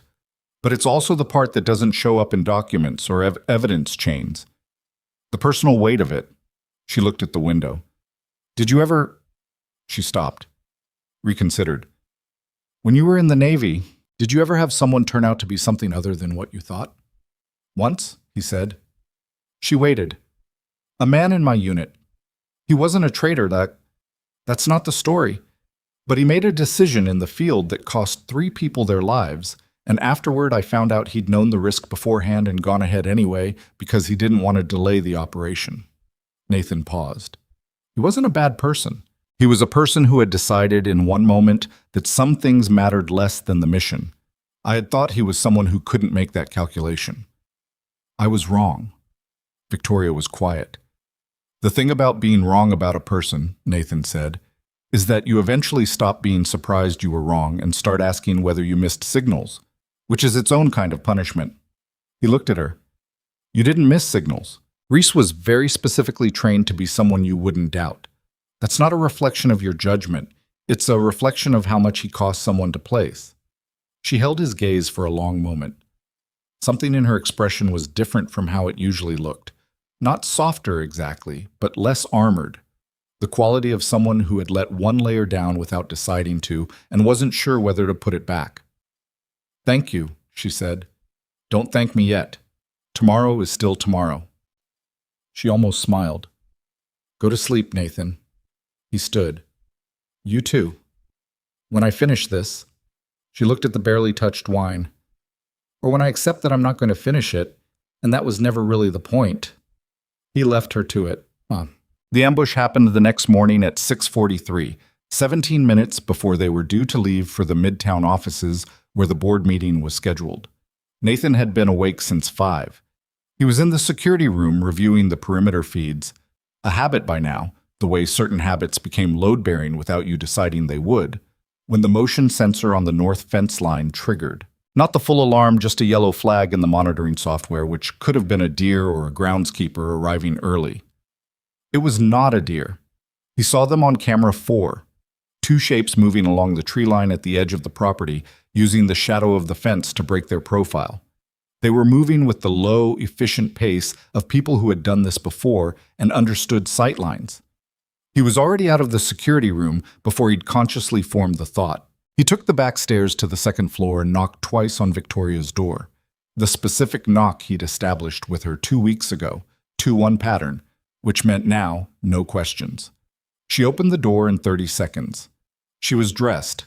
He'd told her, on day 3, to always sleep in clothes she could move in. She had pushed back on that one. He'd waited her out. She was wearing dark pants and a pullover. North fence, he said quietly. At least 2, possibly more. We need to move Lily first. Her expression went through 3 stages in approximately 1 second. Alarm, suppression of alarm, focus. Where do we go? Interior safe room. It's the room off the wine cellar. I showed you day 1. Lily first, she repeated. Not as a question. Yes. He was already moving. Lily was still asleep when he opened her door. He shook her shoulder, once, firmly. She came awake the way children did, all at once, disoriented, looking at him. Dad? We need to move. Put your shoes on. What's shoes, Lily? She sat up and found her shoes by feel in the dark, which she managed in 12 seconds. He had timed this scenario in his head multiple times without telling her. She was fast when she had to be, and she had inherited, somewhere in her constitution, a capacity for crisis mode compliance that he was profoundly grateful for in this moment. He moved them both down the interior staircase to the wine cellar level, which was below grade and had 1 entry point and no exterior windows. The safe room was behind a shelving unit that swung on a concealed hinge. Not sophisticated, but effective, the kind of thing that was invisible if you didn't know to look for it. He got Lily inside. Victoria was right behind him. Stay here, he said. The door locks from the inside. Don't open it for anyone until you hear the 2-1 knock. Nathan, Victoria started. There are 2 of you in here and 1 possible way in. You're safer than I am. He handed her the prepaid phone. Chen's number's in there. If you don't hear from me in 20 minutes, call her. Lily looked at him from inside the room. In the low light, she looked small and not small simultaneously, the way children did when they were holding themselves steady. She had her penguin under one arm, which she would later maintain was purely coincidental. Be careful, she said. Always, he said. It wasn't true. Careful was not exactly the right word for what he was about to do. But it was the right thing to say to a 9-year-old in a safe room at 6 in the morning. He pulled the shelving unit closed. He counted 4 of them by the time he got back to the ground level. 2 had come over the north fence and were moving toward the main house. 1 was at the east service entrance. He caught that on the handheld monitor he'd taken from the security room. The 4th was covering the vehicle exit from the garage, which was professional, and told him they were not here to negotiate. These were not the same quality as the men at the diner. The diner crew had been adequate, trained enough to be dangerous, not trained enough to be truly difficult. These 4 moved with the coordination of people who had worked together before, covering angles, not bunching, using the ground's own lighting to their advantage by staying in the edges of it. Whoever had sent the first team and gotten 3 arrests had made adjustments. Nathan had made adjustments too. He'd spent 11 days studying this property. Not because he'd expected this, but because that was how he operated. He knew the sound the kitchen door made when it opened against the weather seal. He knew that the north side of the house had a 6-foot shadow cast by the roofline from 5:40 until 7 each morning. He knew the flagstone path between the garage and the east entrance had a loose stone third from the left that shifted audibly underfoot. He went out through the cellar's external access hatch, a ground-level exit the security installation had apparently forgotten to brief the threat team about, which was the kind of oversight that happened when you planned operations from maps and photographs rather than on-site reconnaissance. The morning air was cold and still. He was already moving. He took the first man at the north corner of the house from behind before the man knew he wasn't alone. It was quiet and quick, and the man was on the ground and zip-tied to the fence post with the restraints Nathan had kept in his jacket for 11 days before the man had time to process the reversal. His radio went to Nathan. The second man was harder. He was positioned at the corner of the garage with a clear line to the main entry, and he saw Nathan coming. Not early enough to radio, but early enough to bring his weapon up. Nathan went sideways instead of forward, used the garage's exterior wall as cover, and let the man come to him rather than the reverse, which was the natural consequence of someone with a weapon needing to reacquire a target that had disappeared. The man came around the corner fast and low, which was correct technique, but Nathan had already adjusted, and the sequence was brief and conclusive. The man hit the ground hard enough that Nathan checked his pulse before moving on, found it present and steady, and moved on. The third man, so the one at the east service entrance, heard something. Nathan didn't know what. It might have been the radio going quiet when the first 2 men didn't check in on schedule. The man was backing toward the entrance, weapon up, scanning, and Nathan was running out of the angle that gave him approach cover. He made a decision and did something he hadn't done in 11 years. He spoke into the first man's confiscated radio. East position. The target is mobile, heading your way through the east garden. Visual on 2 subjects. A pause. Then the man at the east entrance. Copy. I don't have visual. She's cutting through the hedgerow. 40 seconds. The man shifted his position toward the east garden, which was to his left. Nathan was already moving to his right. The 4th man, the vehicle exit, was the problem. Nathan had the east entry man down by 6:58, but the 4th had clearly monitored the radio traffic and realized something was wrong because he didn't wait to confirm. Nathan heard the vehicle exit door open and the crunch of gravel, and came around the garage's south side to find the man already running a tactical withdrawal. Not panicked, but getting out, the specific controlled retreat of a professional who understood when an operation was compromised. Nathan ran. It was not a short distance and the man was fast, but he was running without a destination and Nathan was running with one. The estate's perimeter wall came up at the property's south edge, and the man was going for it, the one section that didn't have the sensors, the gap Nathan had identified and reported on day 1, and which he now understood someone had deliberately ensured stayed unaddressed. He caught him 4 feet from the wall. The struggle was short and uglier than the others. The man was strong and properly trained, and they were both tired by the end of it. But Nathan had leverage and position and the specific controlled savagery of someone who has a 9-year-old in a safe room 40 yards behind him and is not willing to lose this particular contest. The man went down. Nathan held him there. "Who sent you?" he said. Not a question. The quiet, flat statement of someone who already suspects the answer and wants confirmation. The man said nothing. "Vincent Blackwell," Nathan said. The man's expression shifted, just fractionally, just enough. Nathan called Chen from the radio he'd taken. She answered on the second ring. "I have 4 individuals on private property at this address," he said, and gave her the estate's address. "They were armed and entered without authorization. 3 are secured. 1 will need medical evaluation." He paused. "I also have information regarding Vincent Blackwell's direct connection to the operation that will be material to your investigation." A silence on Chen's end, the kind of silence that meant she was already moving. "Don't let anyone leave," she said. "They're not going anywhere." He sat on the gravel in the cold morning with his hand on the man who had tried to run and watched the sky lighten over the tree line and thought about how he was going to explain the next hour to Lily and whether there was any version of it that didn't require a significant amount of pancakes afterward. There wasn't. He'd make pancakes. He went to the safe room door and knocked twice, then once. The shelving unit swung open. Victoria was standing with the phone in her hand. Lily just behind her with the penguin and the expression of a child who had spent the last 22 minutes being extremely brave and was prepared to be done with that now. "It's done," Nathan said. Victoria looked at him, at the state of his jacket and the gravel dust and the way he was holding his right side, which he hadn't quite managed to keep out of his expression. "You're hurt." "Bruised. It's not serious." He looked at Lily. "You okay?" "I'm okay." She paused. "Victoria told me about the frogs." He looked at Victoria. "We had time," Victoria said, with a slightly defensive tone that was not her usual register and which he found unexpectedly humanizing.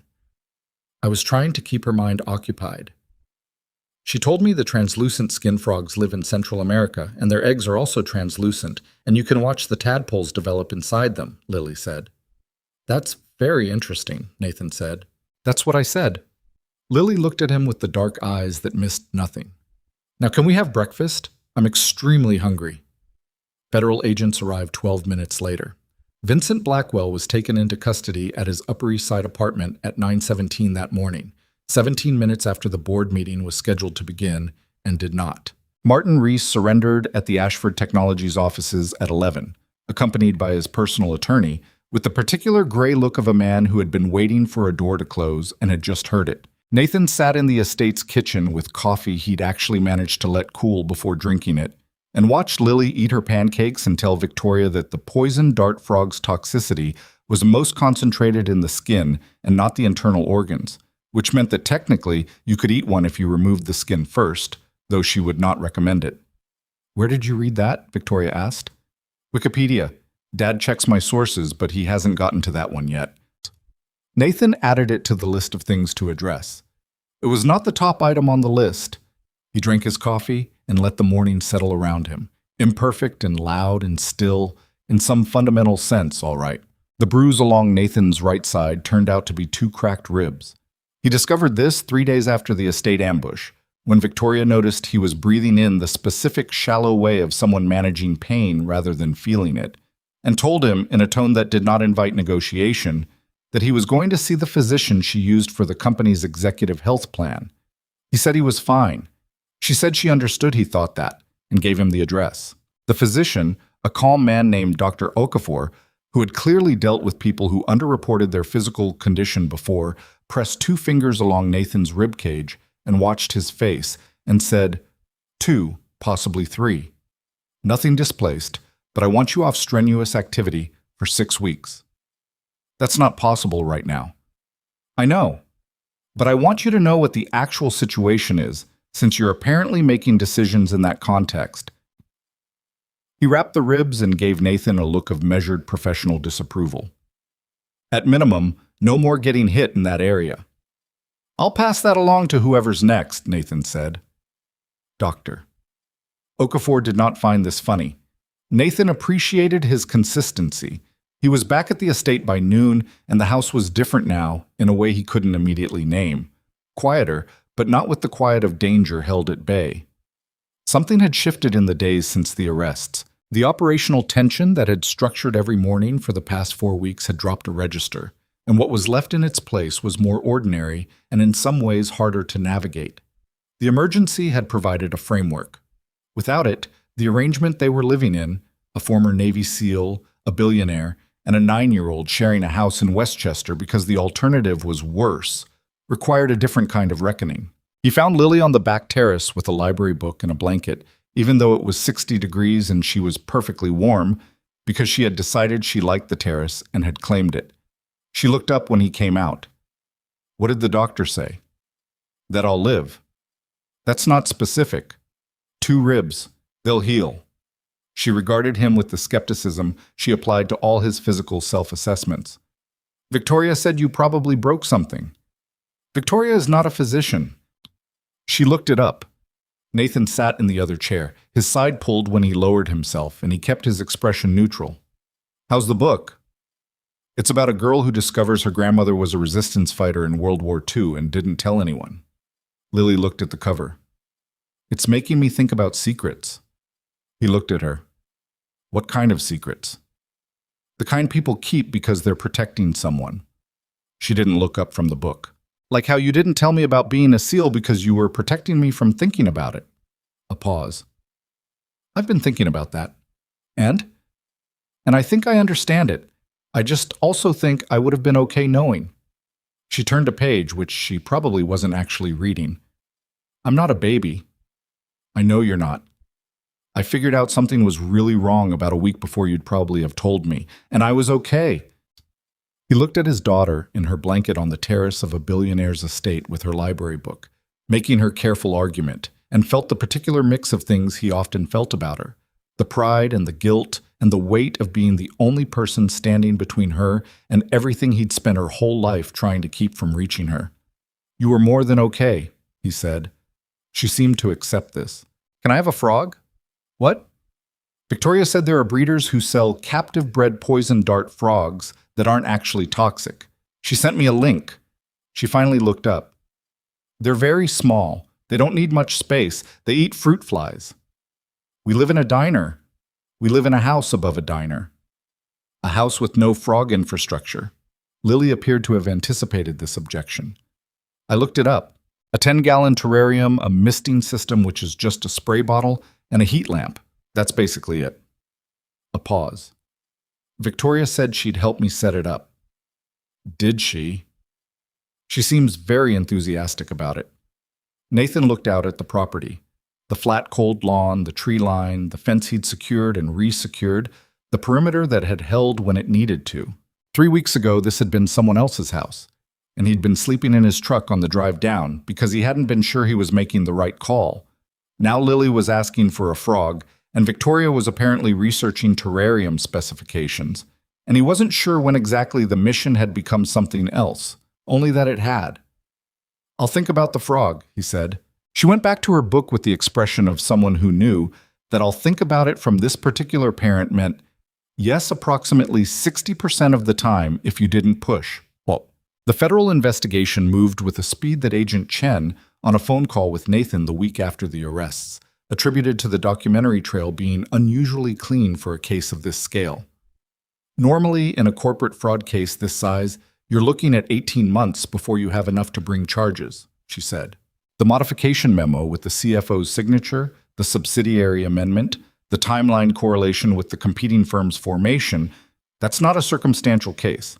That's a paper case, which is the kind that actually goes somewhere. "Blackwell's attorneys will argue the documents are incomplete," Nathan said. "They already are. We anticipated that. The Federal Procurement Office has the filed versions, which diverge from the originals you recovered in ways that are not attributable to clerical process. We have a forensic document examiner who's already confirmed the divergence." A pause. "There are also other cases. Blackwell's network has been active for a long time. Once we had his name and Caldwell's informal connection, we pulled everything cross-referenced. There's a securities fraud case out of 2019, a separate procurement case connected to a defense contractor, and..." She stopped. And my father, Nathan said. A careful pause. The 2003 case. I can't make you a formal statement on that yet. But the name came up in Blackwell's organizational files twice, once in a communication that references an audit problem being resolved, and once in what appears to be a payment record to an individual whose credentials we're still verifying. Another pause. I want to be careful about what I tell you here. I understand. What I can tell you is that it's being looked at. Seriously. That doesn't mean we'll be able to build a prosecutable case after 22 years, but it means it's not nothing. Nathan sat with the phone against his ear and looked at the kitchen wall. He thought about his father's voice on the phone the last time they'd talked.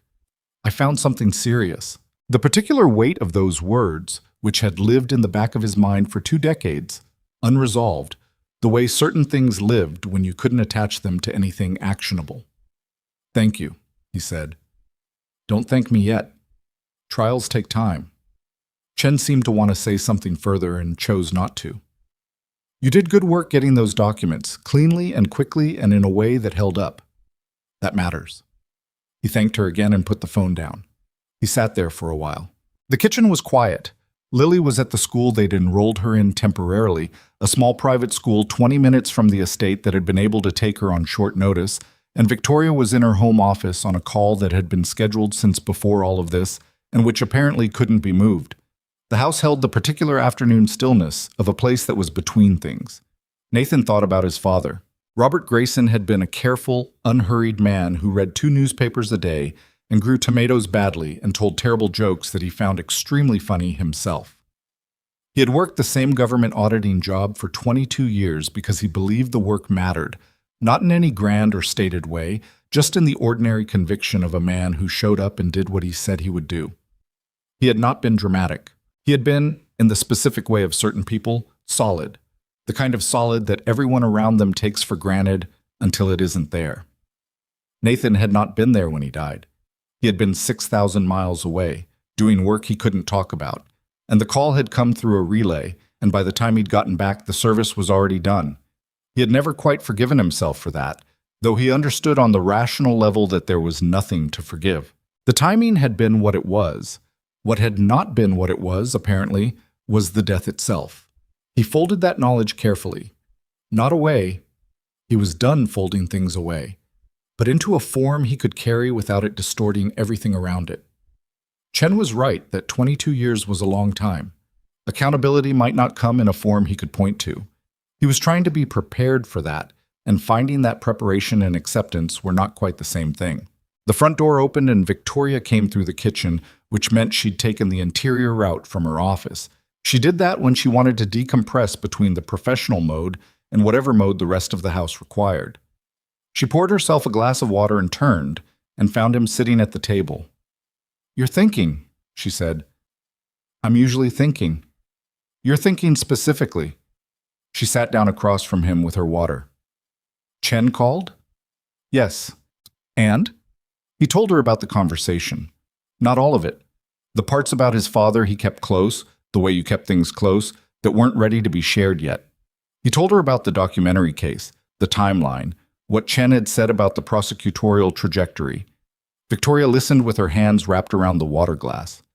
When he finished, she was quiet for a moment. "Blackwell's attorneys filed a motion this morning to freeze my board authority pending the investigation," she said. "Sandra Park says it won't succeed, but it's going to create a governance disruption for at least 3 weeks while we argue it." "You expected that." "I expected something like it." She looked at the table. "What I didn't expect, and I should have, is how much of the day-to-day operational infrastructure Reese had his hands in. He wasn't just the CFO. He was in the approval chain for literally everything over $50,000. I'm rebuilding that from the ground up while trying to not let the company's existing clients realize how much internal chaos there is." A pause. "We have a federal contract renewal review in 6 weeks. If the company looks unstable—" "It won't," Nathan said. She looked at him. "How can you know that?" "Because you built it. The company's architecture, the actual technical infrastructure, the platforms, the reason the federal clients are there. That's yours. That doesn't go away because a CFO turned out to be dirty. Reese didn't build what they're paying for, you did." She was quiet. He didn't say things like that often. He was not given to reassurance for its own sake. And she knew that, which was probably why it landed differently than it would have from someone else. "I'm bringing in an external CFO on interim appointment," she said, "someone I've known for years who isn't connected to any of this. And I'm restructuring the financial oversight chain so that no single person sits in a position like Reese did again." She paused. "I've also been thinking about the security division." Nathan waited. "The company's current security infrastructure is, as we've established, compromised in several layers. I need to rebuild it from scratch. I need someone who understands both the physical security dimension and the organizational intelligence dimension, who can identify threats before they become events at a diner or four men on a fence line at 6 in the morning. She held his gaze. "I want you to head it." He looked at her. "I run a diner." "You keep saying that." "It keeps being true." "It doesn't have to keep being true." She set down the water glass. "This isn't a sympathy offer. I'm not doing you a favor. I need this role filled by someone I can trust completely, who has the capability to do it, and who has already demonstrated both of those things under conditions that were not theoretical." A pause. "The diner will still be there. Carol is apparently running it better without you than with you, according to Carol." He exhaled a short breath that was almost a laugh. "She texted me that." "I know. She also texted me." Victoria's expression was briefly something he couldn't categorize. "She has my number now, somehow." "Carol finds numbers." "I've noticed." She looked at him. "Nathan, I know this isn't a simple question. I know you built that life in Calverton specifically because it was small and contained and you controlled the variables. I'm not asking you to give that up entirely. I'm asking you to consider whether it's still what you need or whether it was what you needed then." He thought about the kitchen in Calverton, the water stain on the ceiling, the taped shoe. He thought about making soup stock at 6 in the morning. He thought about the diner's 4 bad months, and the water heater and the truck belt, and the specific weight of keeping something going through nothing but stubbornness and manual competence when you could have been doing something else. He had built that life because Lily needed something stable after losing her mother, and because he had needed to stop being a person for whom violence was a professional tool, and because sometimes the right thing is to make yourself small for a while and let the world be manageable. He understood all of that. He also understood that manageable and good were not always the same thing. "Let me talk to Lily," he said.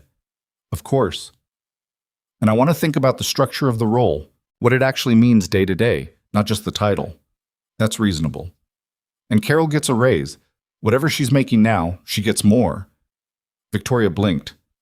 "Nathan, I'm not employing Carol." "I know, I am, but I'm going to be less available to the diner and she'll be carrying more. She gets a raise." A pause. "That's between you and Carol. I just want to say it out loud while I'm thinking about the whole picture."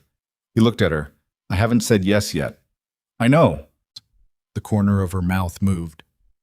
"You're thinking about it, though." He was. He talked to Lily that evening after dinner, the two of them walking the perimeter of the estate in the early dark, because Lily liked walking when they had serious conversations, something she had started doing at around age 7, and which Nathan had concluded was a coping mechanism she'd developed independently, which he found both practical and remarkable. He told her about the job offer. He told her what it would mean, the move from Calverton, the change in how they lived, the new school, the new structure. He did not oversimplify it or present it as already decided, because she was not a child who responded well to being presented with the appearance of choice when the choice was already made. She was 9, not 4. She noticed. She walked beside him for a full 2 minutes without saying anything. "Would we still go back to the diner sometimes?" she asked. "Carol would need us to, yes." "Would we still live in a house or in the estate?" "Separate house." Victoria mentioned a property near the company offices. Family-sized. Another pause. "Would I go to a new school permanently?" "We'd look at options together. You'd have a say." She was quiet again. They rounded the north corner of the fence, the repaired section, still slightly newer looking than the rest, and kept walking. "The thing about Calverton," she said slowly, "is that it was kind of lonely. I mean, I liked it, but it was kind of lonely." He looked at her. "Mrs. Hendrick's cats weren't really company," she said. And the school was okay, but it wasn't. She seemed to search for the word. It wasn't interesting. Nobody was interested in anything very much. You were interested in things. I was interested in things alone. She kicked a piece of gravel along the path. Victoria is interested in things, and she makes me feel like it's okay to be interested in things. A pause. That's different. Nathan walked beside his daughter in the dark and did not say anything for a moment. She makes me feel that way too, he said finally. Lily looked at him sideways with the expression she used when she was deciding whether to pursue a line of conversation or let it stand as stated. She let it stand. Okay, she said. Okay? Okay, yes. To the job? To moving? She put her hands in her hoodie pocket. But I want input on the house. Deal. And the frog situation needs to be resolved before we move. I'm not starting over in a new place and also not having addressed the frog situation. I said I'd think about it. You've been thinking about it for 9 days. I think slowly about amphibians. She exhaled the specific sigh. Dad. One frog, he said. Small terrarium. You maintain it entirely yourself. She was quiet for exactly 2 seconds. Done, she said, with a speed that told him she'd been waiting for that answer for 9 days and had prepared nothing in the way of further negotiation because she hadn't needed to. He had walked into that exactly as she'd planned. He didn't mind. Kids. Martin Reese pleaded guilty 8 weeks after his arrest in a proceeding that his attorney described as cooperative and that the federal prosecutor described as the beginning rather than the end of the evidentiary trail. The plea deal required full disclosure of the organizational structure Reese had participated in, the names, the communication channels, the financial routing, in exchange for a sentencing reduction that still carried 14 years. Nathan read the summary Chen sent him on a Tuesday morning in the new house, which was a 4-bedroom in a suburb 22 minutes from Ashford Technologies' Midtown offices, which had a kitchen larger than the diners, and a yard Lily had described as adequate, which in her vocabulary meant she liked it. The Reese disclosure led to 6 additional indictments over the following 2 weeks, including 2 former government officials whose names Nathan recognized from the corporate history documents he'd reviewed during those first weeks at the estate. It also provided the link Chen had been careful about on the phone, the connection between the 2003 audit problem and the payment record, and a name that confirmed what Nathan had understood in his bones for 22 years but had been unable to place into any official record. The man who had been paid to ensure Robert Grayson's audit findings never reached anyone was dead. Had been dead since 2011, which was a different kind of conclusion than the one Nathan had imagined, and one he had to sit with for a while before he could determine what it meant to him. It meant there was no one left to charge. It meant that whatever Robert Grayson had found in 2003 had mattered enough to someone that they'd spent money to make it disappear, which meant his father had been right and had known he was right and had been killed for it. It meant that the death had never been a heart attack. Nathan went to the yard and stood in it for a while. The day was overcast, the kind of flat gray November that sat on everything without drama. The maple lily had declared her favorite tree, dropped a leaf. He thought about his father's bad jokes, the tomatoes that never quite came right, the 2 newspapers, the solid, ordinary, specific presence of a man who had existed and mattered and had been taken out of the world by people who considered him a problem to be resolved. He could not bring his father back. He could not prosecute the man who had been paid, because that man was 10 years in the ground. He could not undo 22 years of carrying a loss that had had a cause he didn't know about. What he had was the shape of it now. The full shape, finally, which was not the same as justice, but was not nothing either. It was the difference between a wound you couldn't explain and one you could name. Naming didn't heal it, but it changed how you carried it. He went back inside. Victoria was at the kitchen table with her laptop, which was where she often was on the morning she worked from the house, which had become a regular arrangement in the 6 weeks since they'd moved. She looked up when he came in and read his face the way she'd gotten good at reading his face. Chen, she said, the Reese disclosure. There's a connection to my father. She closed the laptop. He told her about it.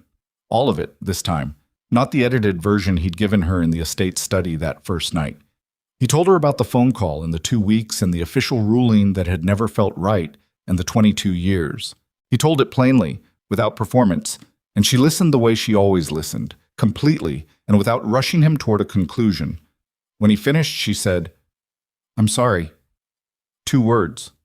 No elaboration. She didn't reach for anything larger than that, which was the right instinct. "He was right," Nathan said. "That's what I keep coming back to. He found something real, and he knew it, and he didn't back down from it." He looked at the table. He was just a government auditor in a mid-level position who found something he wasn't supposed to find and decided it mattered, that's all. "That's not nothing," Victoria said quietly. "No," he said, "it's not." She reached across the table and put her hand over his, briefly, the way you did with someone when words had done what they could, and the rest was just presence. He looked at her hand and then at her face, and there was something in that moment that was different from all the other moments they'd accumulated in the weeks of proximity and managed crisis in early mornings and late nights. Something that neither of them named and both of them registered. She pulled her hand back. "Lily gets home at 3, she said. "I know. She texted me this morning about the frog. Apparently the order shipped." He exhaled. "Of course it did. She asked me to help her set up the terrarium this weekend." She opened her laptop again, but she was looking at him, not the screen. "I said yes. Obviously." "Nathan." "Yeah. Your father would have seen all of this." She said it carefully, choosing the words. "What you did, how it ended, he would have understood what it cost." He looked at her for a long moment. "Yeah," he said. "He would have." He stood up and poured himself a coffee and stood at the kitchen window looking at the yard, at Lily's maple dropping its last leaves, at the ordinary, persistent life of things continuing. The Vincent Blackwell trial was set to begin in 4 months.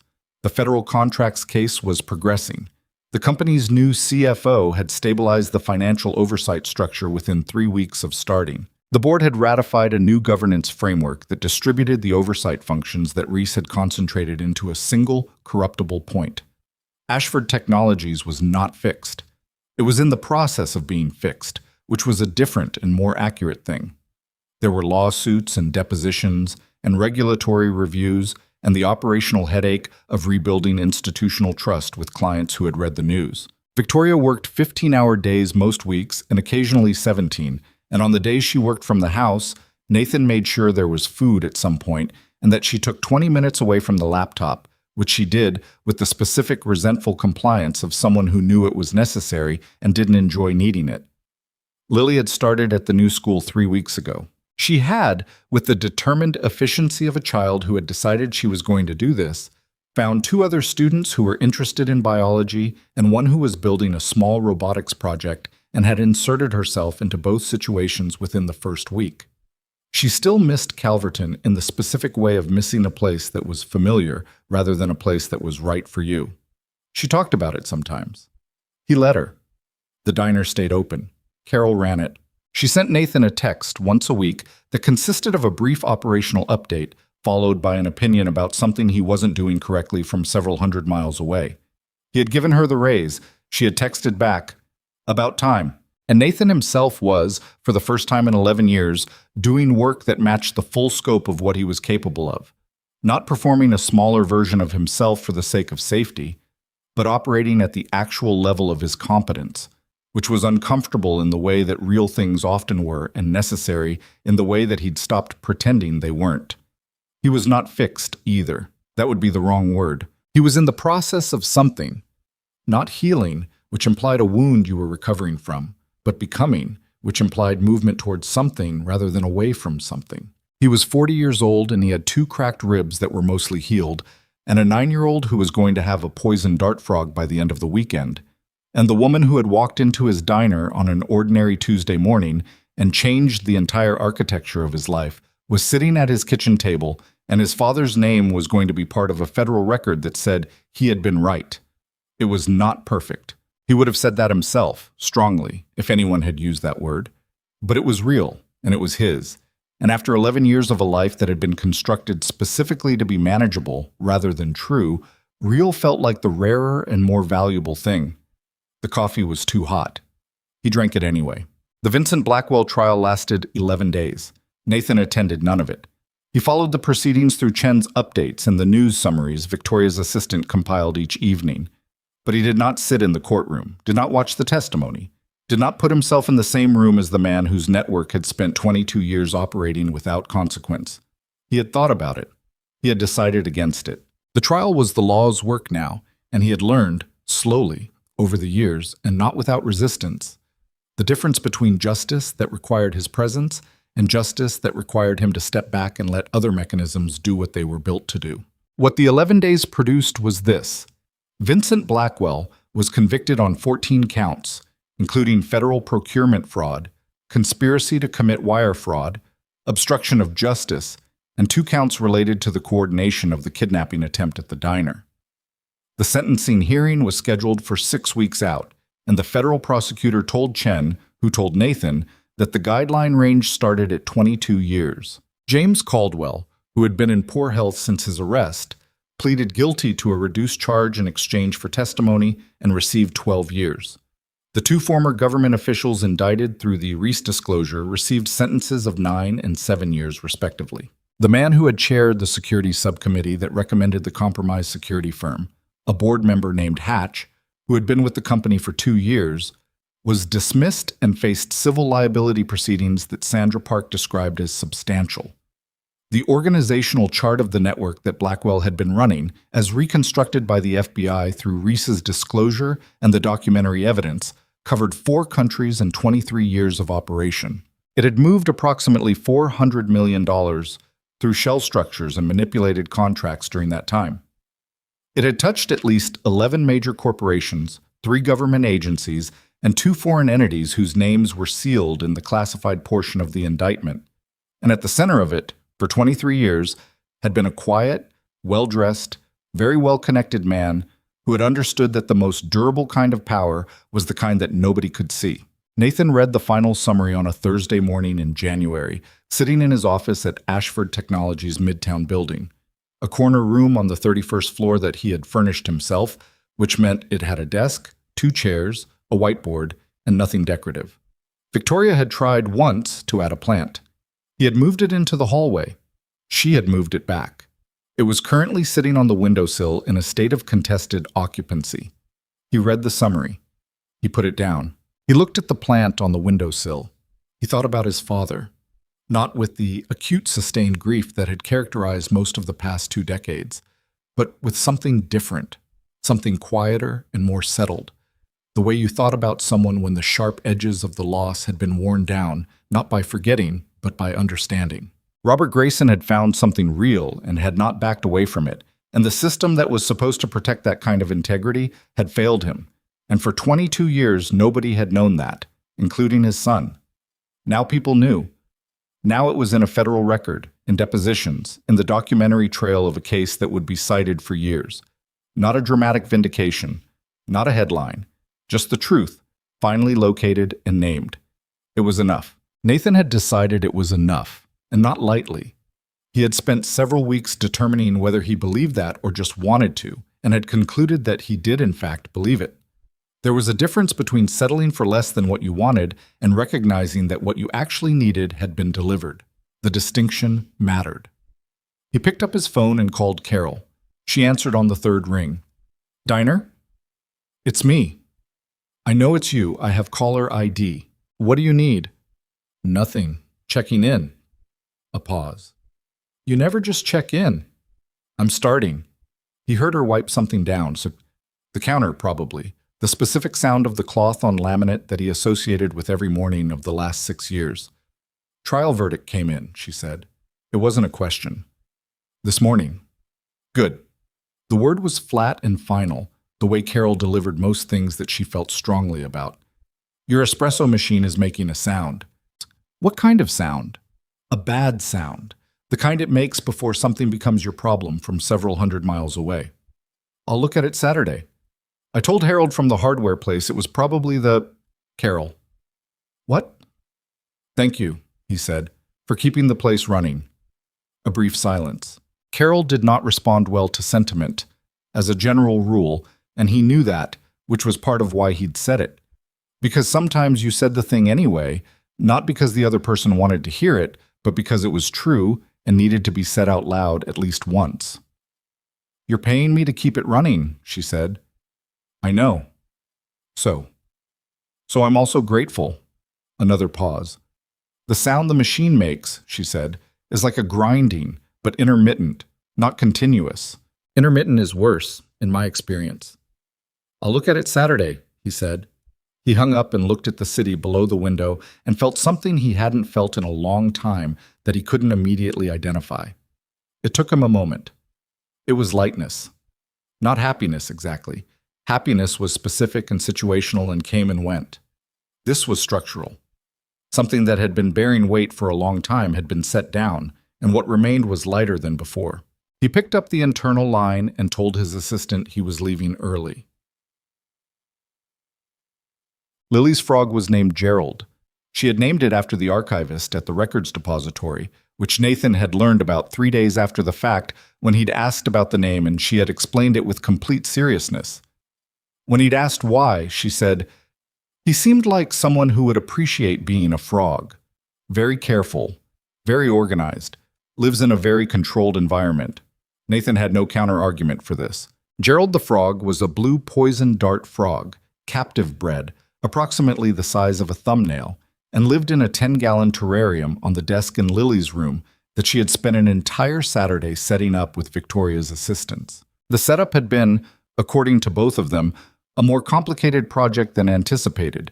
The misting system had leaked twice, the heat lamp positioning had required 3 adjustments, and at one point there had been a disagreement about substrate depth that Victoria had apparently researched, and Lily had disputed on the grounds that a different website said something different, and they had ended up splitting the difference, and Gerald had appeared to thrive regardless. Nathan had watched this from the doorway for a while without announcing himself. Victoria, cross-legged on Lily's bedroom floor with her sleeves rolled up and a printout of terrarium specifications in her hand, arguing good-naturedly with a 9-year-old about amphibian habitat requirements, was a version of Victoria he hadn't seen in the weeks of crisis and legal proceedings and executive reconstruction. She looked like herself in a way that the boardroom version and even the quiet evening version didn't quite capture. Unguarded, engaged, slightly disheveled, laughing at something Lily had said about Gerald's expression. He had gone back downstairs without interrupting them. Now, 3 months later, Gerald was thriving and had become a point of considerable pride in Lily's social life at the new school, which had resulted in a show-and-tell presentation that her teacher had described in an email to Nathan as unexpectedly comprehensive. Gerald had also become, in some manner Nathan couldn't quite trace, a household fixture. Victoria asked about the frog with the regularity of someone who had genuinely integrated it into her mental model of the house, and Lily reported on Gerald's status with the gravity of a zookeeper managing a rare species. It was one of the things Nathan noticed in the months after the trials and the arrests and the reconstruction, how the house had accumulated this texture of small, ongoing things. Not the dramatic events, not the sessions with federal attorneys or the board governance votes or the security system overhauls. The small, ongoing things. Gerald's status, Carol's texts, the argument about the plant in his office, Victoria's habit of leaving the cabinet above the coffee maker open, which Nathan closed every morning without comment and which she opened again every evening, apparently without noticing. Lily's walk and talk conversations about whatever she was currently reading. The specific way the 4-bedroom house in Westchester held the 3 of them. Not quite a family yet. Not a family. Something that was in the process of becoming something and had not yet decided to name itself. Nathan was not a person who rushed the naming of things. He had learned, over 40 years and considerable evidence, that the things that lasted were the ones that had been allowed to develop at their own pace without being forced into a shape before they were ready. He had applied this principle to the rebuilt security division, to the governance restructuring at the company, to Lily's adjustment to the new school. He applied it here too, to this unnameable texture of daily life that was accumulating in the house. But he was also, as Lily occasionally pointed out, a person who thought slowly about things and sometimes needed to be reminded that thinking about something and doing something about it were not the same activity. It was a Saturday in late February when the thing that had been building set itself, without being planned or staged or decided in advance. They were in the kitchen. Lily was at school, a Saturday science enrichment program she'd been attending since January, which she described as the best thing about the new school and possibly about Saturdays in general. The house was quiet. in the way it only was when Lily wasn't in it, which was a particular kind of quiet that Nathan and Victoria had both noticed and neither had commented on, because what it meant was that the house felt different when she was absent, which meant the house had organized itself around her presence, which meant certain things about what kind of place it had become. Nathan was fixing this kitchen faucet, which had developed a slow drip that he'd been meaning to address for 2 weeks.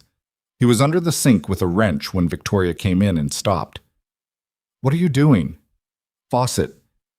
I was going to call someone." "It's a washer. It takes 15 minutes. A pause. He heard her put something down on the counter. "Do you want coffee?" "Please." She made coffee. He fixed the faucet. He came out from under the sink and washed his hands, and she handed him a cup, and they stood in the kitchen in the ordinary Saturday morning quiet. And he looked at her, and she looked at him. And something in the room shifted in the way rooms shifted sometimes when two people had been circling something long enough that the circling itself became the thing that needed to be addressed. "I want to say something," he said. She waited. "I'm not good at this particular kind of thing," he said. "I want to say that up front because I'd rather you know I'm aware of it than have you think I'm not trying." "Okay," she said carefully. "When you walked into the diner in September, I noticed you the way I noticed everything. Not specially. Not the way it sounds in a story when someone says they noticed someone. Just, you were there, and I clocked you, and I thought you looked like someone who was dealing with something large and expensive and wasn't winning." He held the coffee cup. "And then 3 men came in and tried to take you, and I did what I did, and I told myself afterward that it was instinct, which it was. But it wasn't only instinct." She was very still. "It was also that you were someone who had built something real," he said, "and I didn't want to watch it get taken. That's different from instinct. That's a choice." He paused. "I've been making that choice every day since then and not saying so, because I didn't want to complicate a situation that was already complicated, and because I was fairly sure I was not the kind of person you would—" He stopped, recalibrated. "I'm not a billionaire. I fix faucets on Saturday morning. My daughter names her pets after archivists. My life is not large. Nathan, I'm getting there. I know. I'm waiting." Her voice was quiet and even, and he could not quite read the expression on her face, which was unusual. Sweet. He was generally good at reading her by now. "I don't know what this is or what it could be," he said. "I'm not asking for anything specific. I've spent 11 years not saying things because not saying them felt safer. And I've been watching what that costs. And I'd rather say it and have it land wrong than not say it and wonder."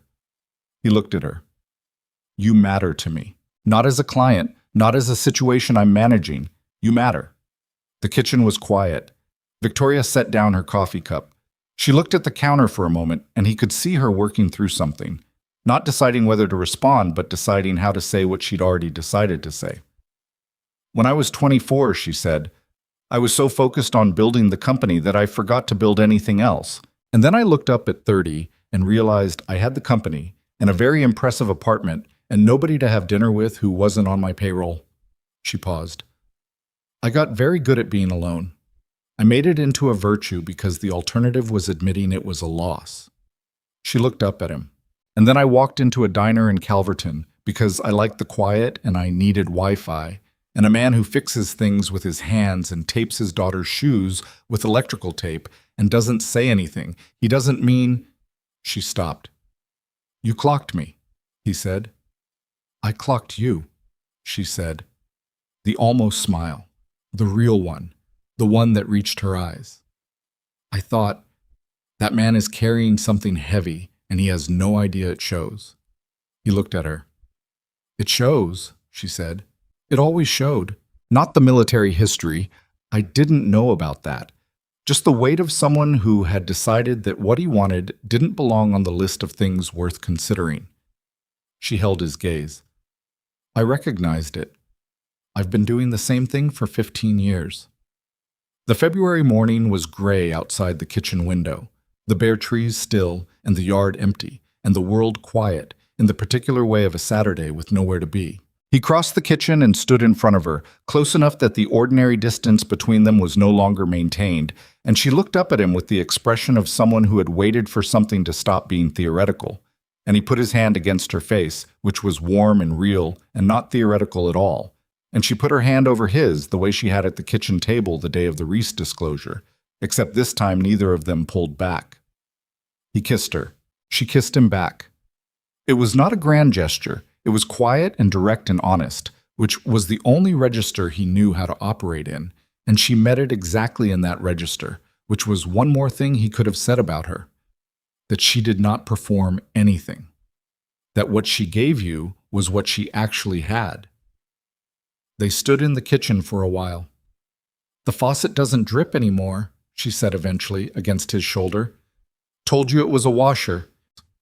She laughed, a real one, not the controlled professional version, and he felt it against his chest and thought that this was the thing, this specific thing, that you could not manufacture or plan for or protect yourself against feeling.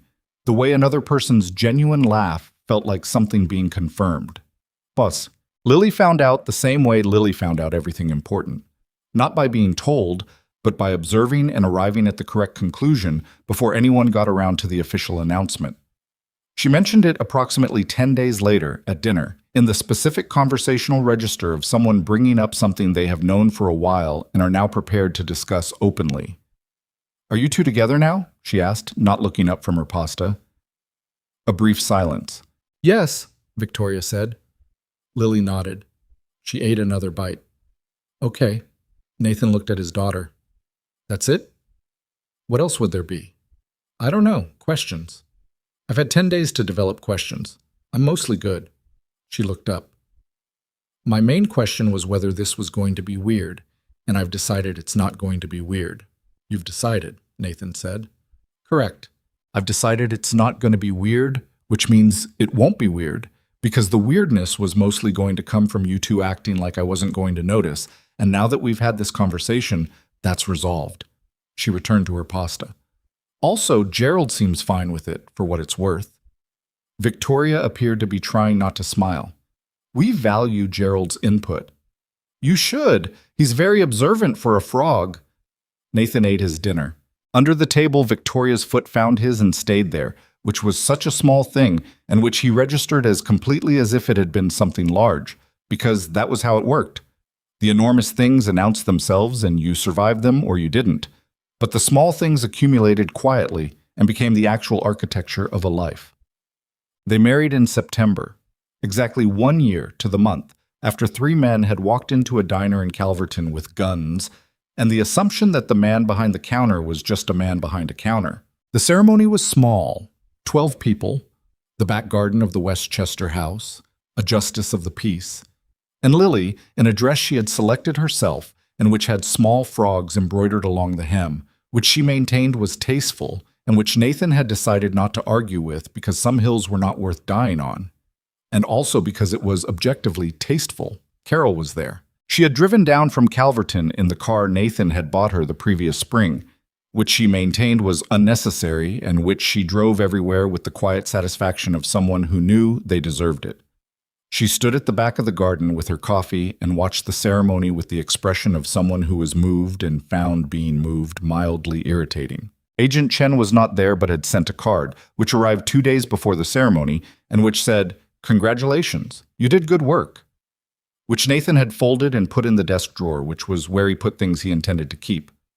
Sandra Park was there with her husband, who turned out to be remarkably funny, and who talked to Lily for 40 minutes about biology with what appeared to be genuine interest. Dr. Okafor was not there but had cleared Nathan's ribs months ago and declared him structurally sound, which Nathan considered an adequate wedding gift. The ceremony was 17 minutes long.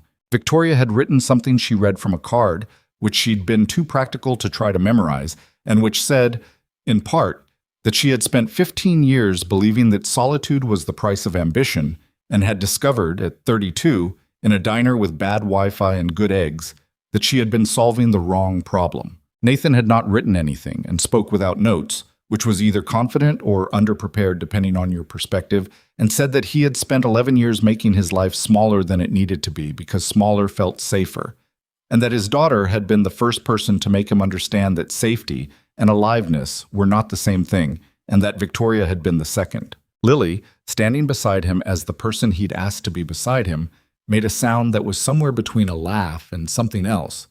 He looked at her. She was wearing the frog dress and holding a small bouquet, and her eyes were bright in the September afternoon light. "Sorry," she said. "Don't be," he said. He took her hand and he held it, and he married Victoria Ashford in the back garden of the house that had become theirs, with 12 people watching and the maple tree Lily had claimed still holding its leaves in the last of the summer. Quotes. The Grace and Ashford Foundation was incorporated 4 months after the wedding, in January. Victoria had proposed it. Nathan had not been surprised. It was consistent with the way she operated, which was to identify a gap and move to fill it with the full weight of her resources and attention. What surprised him was the specific shape of it. Military families, she said, spreading a draft proposal on the kitchen table on an evening in November. Children with serious medical needs whose families don't have access to the right specialists. And victims of corporate fraud, not the institutional victims, those have legal recourse. The individual employees and contractors and small vendors who get caught in the collapse of something large and dirty and have no path to recovery. He looked at the proposal. This is specific. It should be specific. General philanthropy is easy and largely useless. Specific philanthropy is hard and occasionally matters. She paused.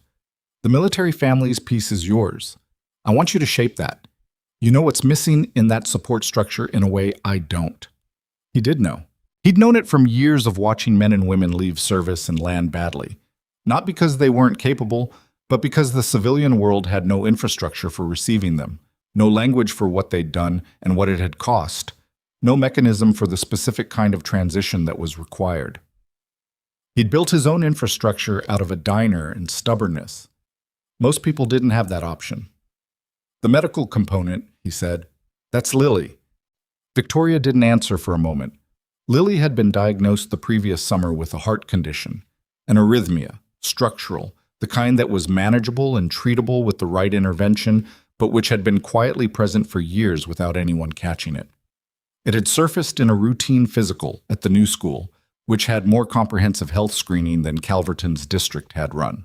The cardiologist Victoria had immediately found one of 3 specialists she had contacted within 24 hours of the diagnosis, with the focused urgency of a person who did not accept wait and see as a complete answer, had said the condition was correctable with a procedure that carried minimal risk and high success rates. Nathan had sat in the cardiologist's office and listened to the explanation and kept his face entirely controlled while inside something that had been managing itself calmly for 40 years briefly stopped managing itself. He had been scared in the clean operational way, the kind of fear that didn't paralyze but sharpened, that converted itself immediately into action. Find the best doctor, understand the options, make the right call. What he had not been prepared for was Victoria's hand finding his arm in the parking garage afterward without him reaching for it or signaling anything, just finding it, and the specific quality of relief that came from not being the only person in the room who was scared. The procedure had been in August, 8 weeks before the wedding. It had gone well, not perfectly. There had been an arrhythmia event during recovery that required a night's extension of the hospital stay, and Lily had been displeased about missing school, which the cardiologist found both medically encouraging and personally amusing. But well, she was cleared for full activity by September. She had worn the frog dress to the ceremony with a heart that worked the way it was supposed to work. The foundation's medical component would fund specialist access for families who had the same gap that Nathan had been trying to close for years. The gap between knowing something was wrong and being able to reach the right person to fix it. That's Lily, Victoria confirmed quietly. He nodded. He looked at the proposal for a while. We should let her name part of it, he said. She'll name it after the frog. Probably. The Gerald Foundation for Cardiac Health is not going to poll well with major donors. No, he said, but Lily will think it's excellent, which matters more. Victoria looked at him with the expression she got sometimes, the one that had started in the diner that first morning when he'd told her the Wi-Fi password, and she had almost smiled. And it was a look that had deepened and changed over the months, and that he had stopped analyzing and started simply receiving as what it was. A person who saw him clearly and found what they saw sufficient. They named the medical component something appropriate and professional. Lily, when consulted, suggested Gerald as a secondary mascot, and was told that was under consideration, which in this household's vocabulary she correctly interpreted as approximately 60% yes. There's a thing that happens to people who have survived something. Not the dramatic surviving, not the sudden crisis with the clear before and after, but the long, quiet kind. The 11 years of making yourself smaller, the 15 years of being alone at the top of something large and impressive and lonely. The long, quiet surviving that nobody around you names because it doesn't look like surviving. It looks like a diner. It looks like a successful company. It looks like choices that are fine. What Nathan understood and could not have articulated before this particular year was that the diner had not been a mistake. The 11 years had not been a waste. The smaller life had been what was needed when it was built, and it had done what it was supposed to do. It had held. It had held Lily through the worst years of her childhood. It had held him through the years when he needed to stop being a weapon and become a father. It had done its job, and done it without elegance, and without recognition, and that was fine, because most of the important work of a life was done that way. But a structure built to hold through a crisis was not necessarily the structure you lived in forever. You built what you needed for the season you were in, and then the season changed, and the question was whether you could recognize the change or whether you would stay in the shelter after the storm had passed because the shelter was what you knew. He had almost stayed. He had been very close to staying, to taping the shoe one more time, fixing the espresso machine one more time, sleeping in the house above the diner until Lily grew up and the purpose of the smallness was completed. He had been good at that life, and it had been real, and it had been worth something. He would never pretend otherwise. But a man who had walked into a diner that morning, a man he had not yet become but was in the process of becoming, would have told him there is a difference between a life that holds and a life that opens. And you are allowed to want the one that opens. Victoria had known this about herself for years and had not been able to act on it because the opening required a direction, and she hadn't found one that felt real. All the wealth and the architecture and the impressive rooms, none of it had been able to answer the specific question of what you oriented toward when you had already gotten everything you'd aimed at and found it insufficient. You oriented toward people. That was the answer, which was neither new nor interesting as an abstract proposition, and which was entirely transformative when it arrived in your actual life in the form of a specific person fixing a specific faucet on a specific Saturday morning in February. Nathan thought about this sometimes, not in the analytical way, but in the way you turned a thing over when you were at rest, in the early morning before Lily was up, or in the car on the way to the office, or standing in the garden looking at the maple that had kept its leaves longer than expected this fall. He thought about what it cost to close yourself down and what it cost to open, and he thought that both had real prices, and that neither was the wrong choice in the wrong season, and that the thing you had to be able to do was recognize when the season changed. Lily turned 10 in November. They had a party with 8 children from the school, and a cake that she had designed herself, and which had, in the fondant decoration, a small blue frog in the corner that the baker had executed with remarkable precision. Gerald, who was not at the party for obvious reasons, was reported to be doing well. Nathan stood in the kitchen during the party watching his daughter move through a room full of people who were glad she was there and felt the specific weight of the years he'd spent worrying about whether she would have this, not the party, not the house, but the ease of it. The ease of being a child in a world that had room for you. She looked up from across the room and found him standing in the doorway, the way she'd always found him, the way she'd been finding him since she was 4 and walking toward a school bus and needing to know he was still there. She gave him the small wave, the one that meant, "I see you there." He lifted his hand back. Victoria appeared at his shoulder. She had cake on her sleeve, which she hadn't noticed from assisting with the serving. "You have cake on your sleeve," he said. "I know. I'm choosing not to address it until later." She stood beside him watching the room. "She's good." "She's good," he agreed. The kid from her biology group, the one with the robotics project, he gave her a book about tree frogs. "I saw." She immediately told him about the difference between arboreal and terrestrial species. "That's my daughter." Victoria laughed quietly against his shoulder.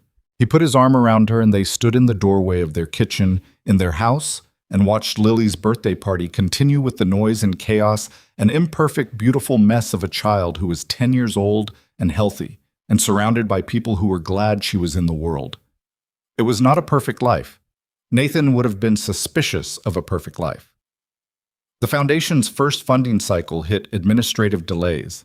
The Blackwell sentencing came in at 19 years rather than 22, which Chen said was within normal range, and which Nathan felt the specific dissatisfaction of anyway. Carol's espresso machine required a full component replacement in March that cost more than he wanted to spend. Lily went through a difficult month at school in the spring, a conflict with a classmate that required more navigation than either of them handled elegantly at first. Victoria worked too many hours in the third quarter, and they had an argument about it that was real and uncomfortable and not fully resolved in one conversation. That was the life. Not the arrests and the trials and the morning on the fence line. Those were the events that got told, the shape of the story when it was compressed into something narratable. The life was the rest of it.